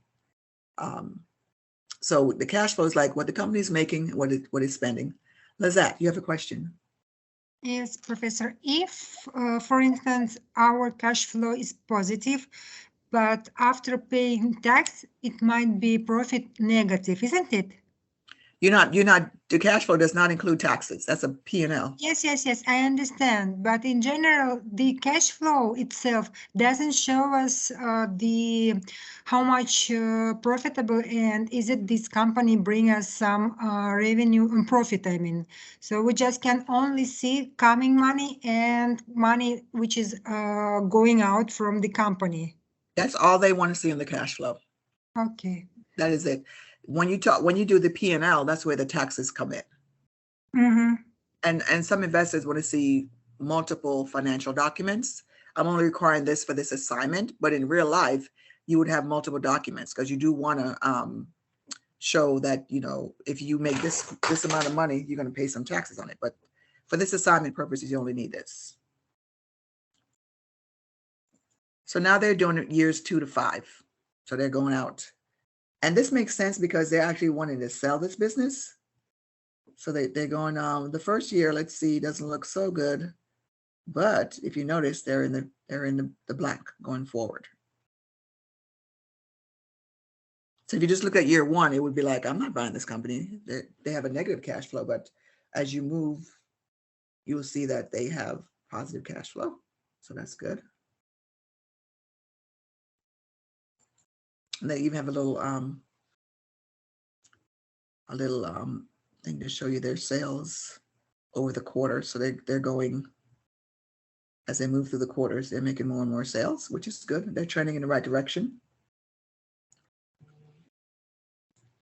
So this is the list of, you can use this as a guideline for your team, right?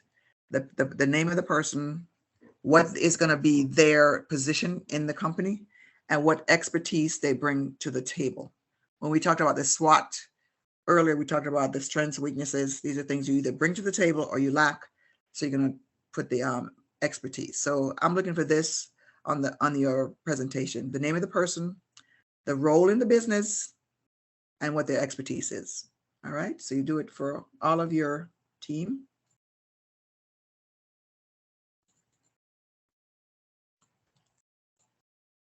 This is the strategy we talked about. You want to spell that out.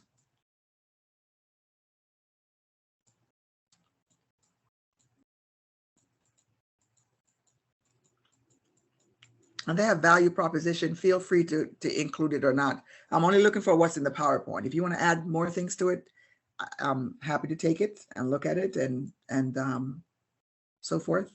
The competition, we definitely want to have that in the plan. And notice they're doing a competitive map here of their competition. These are all their this is them. and this is their competition, and they're basically checking off where the competition is lacking, or they're offering the same thing. So this is a really good competitive map based on what you're offering for your product or service, and then rating your competition in terms of where they meet the demand or the requirements. I have a question, Professor. Yes. So the PowerPoint template will be our final submission or the final output for the business plan? Correct. So the only thing that we'll have to submit, just the Yes, PowerPoint, and then okay. Yes, if you remember a few weeks ago, I kind of scaled back because there was an outcry about writing, and I said, let's drop the paper and just do the PowerPoint. Okay, great. Yeah. We are free to just the minimum requirement in the things attached in the presentation as headlines, and Yeah. we are free to develop or to stick to the standard stuff. Absolutely. And I know your team is doing a lot. So I expect that you guys will be having more than the standard, which is fine. Okay. It just shows Thank that you. you're thinking about it in different ways. So this is like really just telling a story. That's what this is, telling a story. Yes, Nuran. Another question, please, because is that from the textbook? This is from the textbook. I'm actually looking at the textbook. Because yes, because my textbook is not in the same way. It has the same headlines, but for the images and charts, it would just have to be opened in another windows. Okay. And I don't know why, so I can't see the cash flow in the way you were presenting. So you're saying that, let me see if I understand what you're saying here. Let me go back up.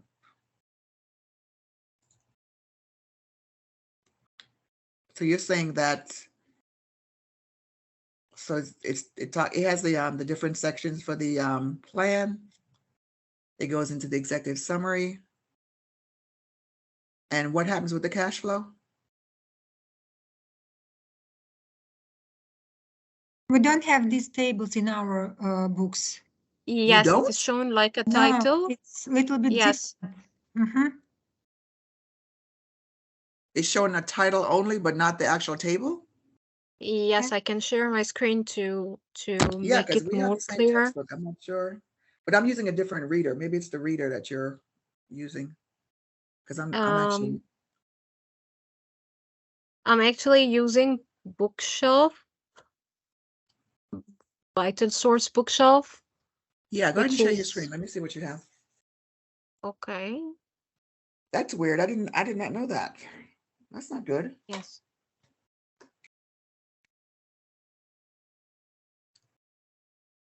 While she's doing that, you have several examples. So when you have several examples in the PowerPoint, so this should not be prohibitive to you doing a cash flow statement. I just want to point that out. There are about 4 or 5 examples. So you got cash flow. Yes. Page 316, just titles. And when I tried opening this one in a separate window, it just appeared to be white in this way. It doesn't open. So do you have then do you have where you're blocking pop-ups in your browser? No. So you might want to contact the technical team to help you with that, because it's open up in a separate window, so there might be a blocker. So I would definitely contact technical support, because they're saying that the content is there. Okay. Okay, we will contact them. No problem. Okay, let me see. Let me take the share back. I'm gonna see about the other. Is anyone else having trouble seeing the images? Because I know we're using the EPUB. Yes. Anyone else not seeing it? I also Professor, don't have it. So in the beginning, we Yes. were all really struggling to open the ebooks. I And remember. then when we were discussing on the Teams chat, I think we came up to, okay, that this bookshelf is working better. EPUB was not working for me. So I also uploaded this, and I think it's the same story for most of us. Oh, wow. Let me see something. I didn't know that, but I don't think we hadn't looked at this since the first day when people didn't have their books. So Correct. let me just see this. I'm glad you brought that out. Let me just check something. Sure. Because what I can do is I think I can save the image, so I can always send you the images separately from here. So we have a way out. But as I said, remember that we have the cash flow examples in the PowerPoint as well. So keep that in mind. So if I go to Moodle and I look at the text here.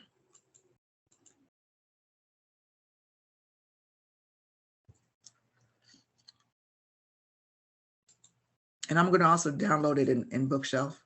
Is anyone able to see the images in the text? Is anyone able to? What page it is? The cash flow from the sample business plan?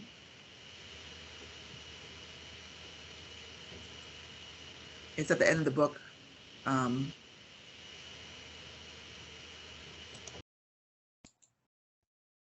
you able to see it? Anyone able to see the images?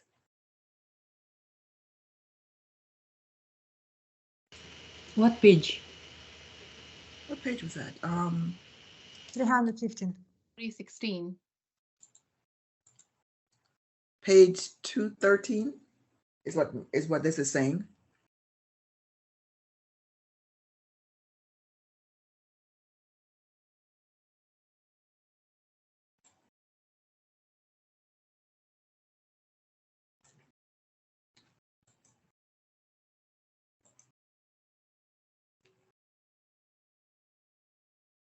And the company is Freudian slip.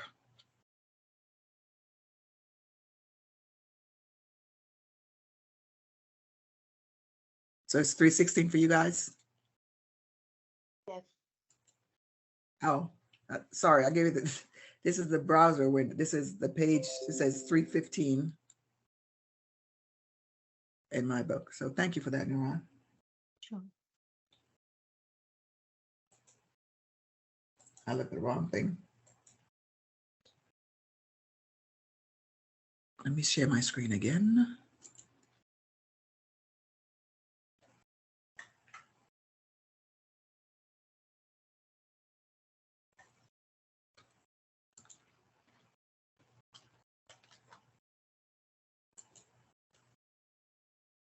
Share.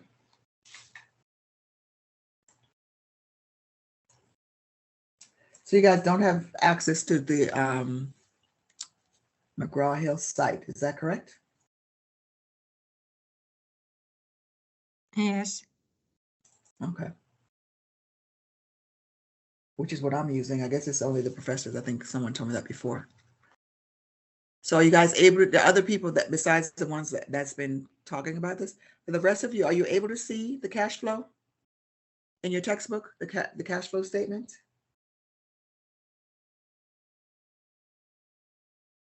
Yes, no? No. Still not able to. I cannot find. What's that, Julian? I cannot find in my side. I'm not able to hear what you're saying. We are in chapter 6, right? No, Maybe we're it's on a page 315. We're looking at the sample cash flow statement. Page 315. It's in the end of the book. In chapter 14, Judilyn.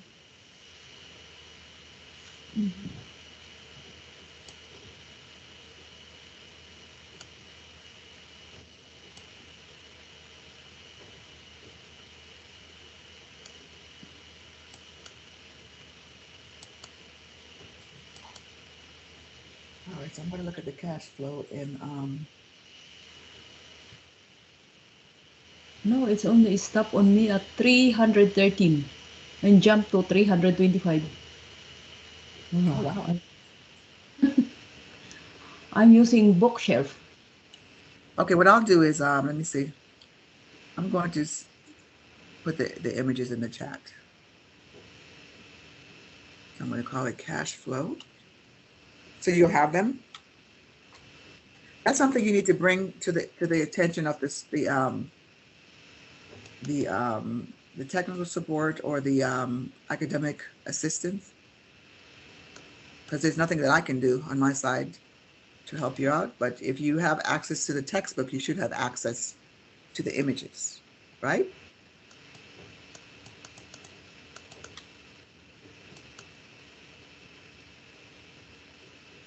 And I'll also do that. But when you notice something like that, which I don't think you were looking at this before today, make sure you want to bring that. So see cash flow.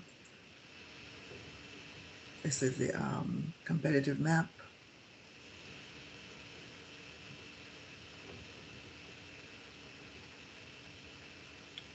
It's not an image, so I can't save it.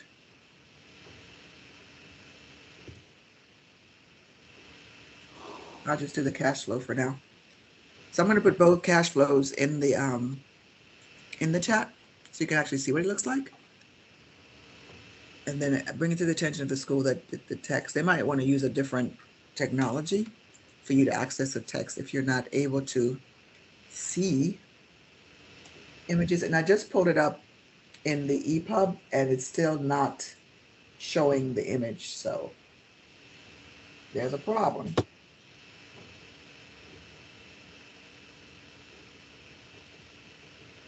There might be some settings that have to be turned on. I don't know. So again, all right. So both cash flows are in the chat.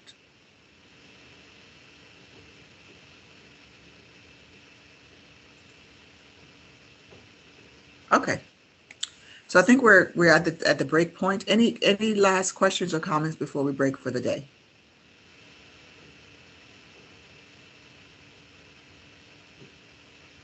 Questions, comments?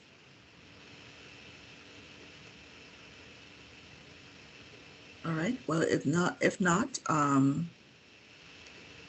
everyone have a great week at work and at home. Happy Family Day.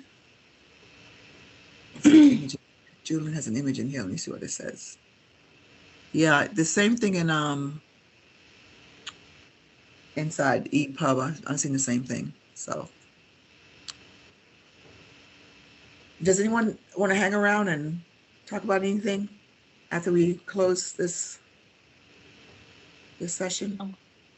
Professor, just one thing about the timing, as you know, as date and time was a little confusing, and as I was thinking that the due date is actually Sunday, but it is actually ending up on Saturday midnight. It's actually Sunday though. Technically, it is 00. Let's be clear, is Sunday. But right? date was a little confusing, to be very honest. Yeah, you get used to that though, because we're using a global time that everybody on the planet understands. So I'm going to change it to Saturday night, but just be clear that when you see that, it's not confusing because it is actually Sunday at 0000. So we tend to back off things that we find uncomfortable. Just so you know, you'll have less time to do it, which I'm okay with. That's why I extended it to the very last minute. But I will change it to say Saturday night. Okay? No. Thank you. No. All right. Any other questions or comments? Yes. Professor. Yes.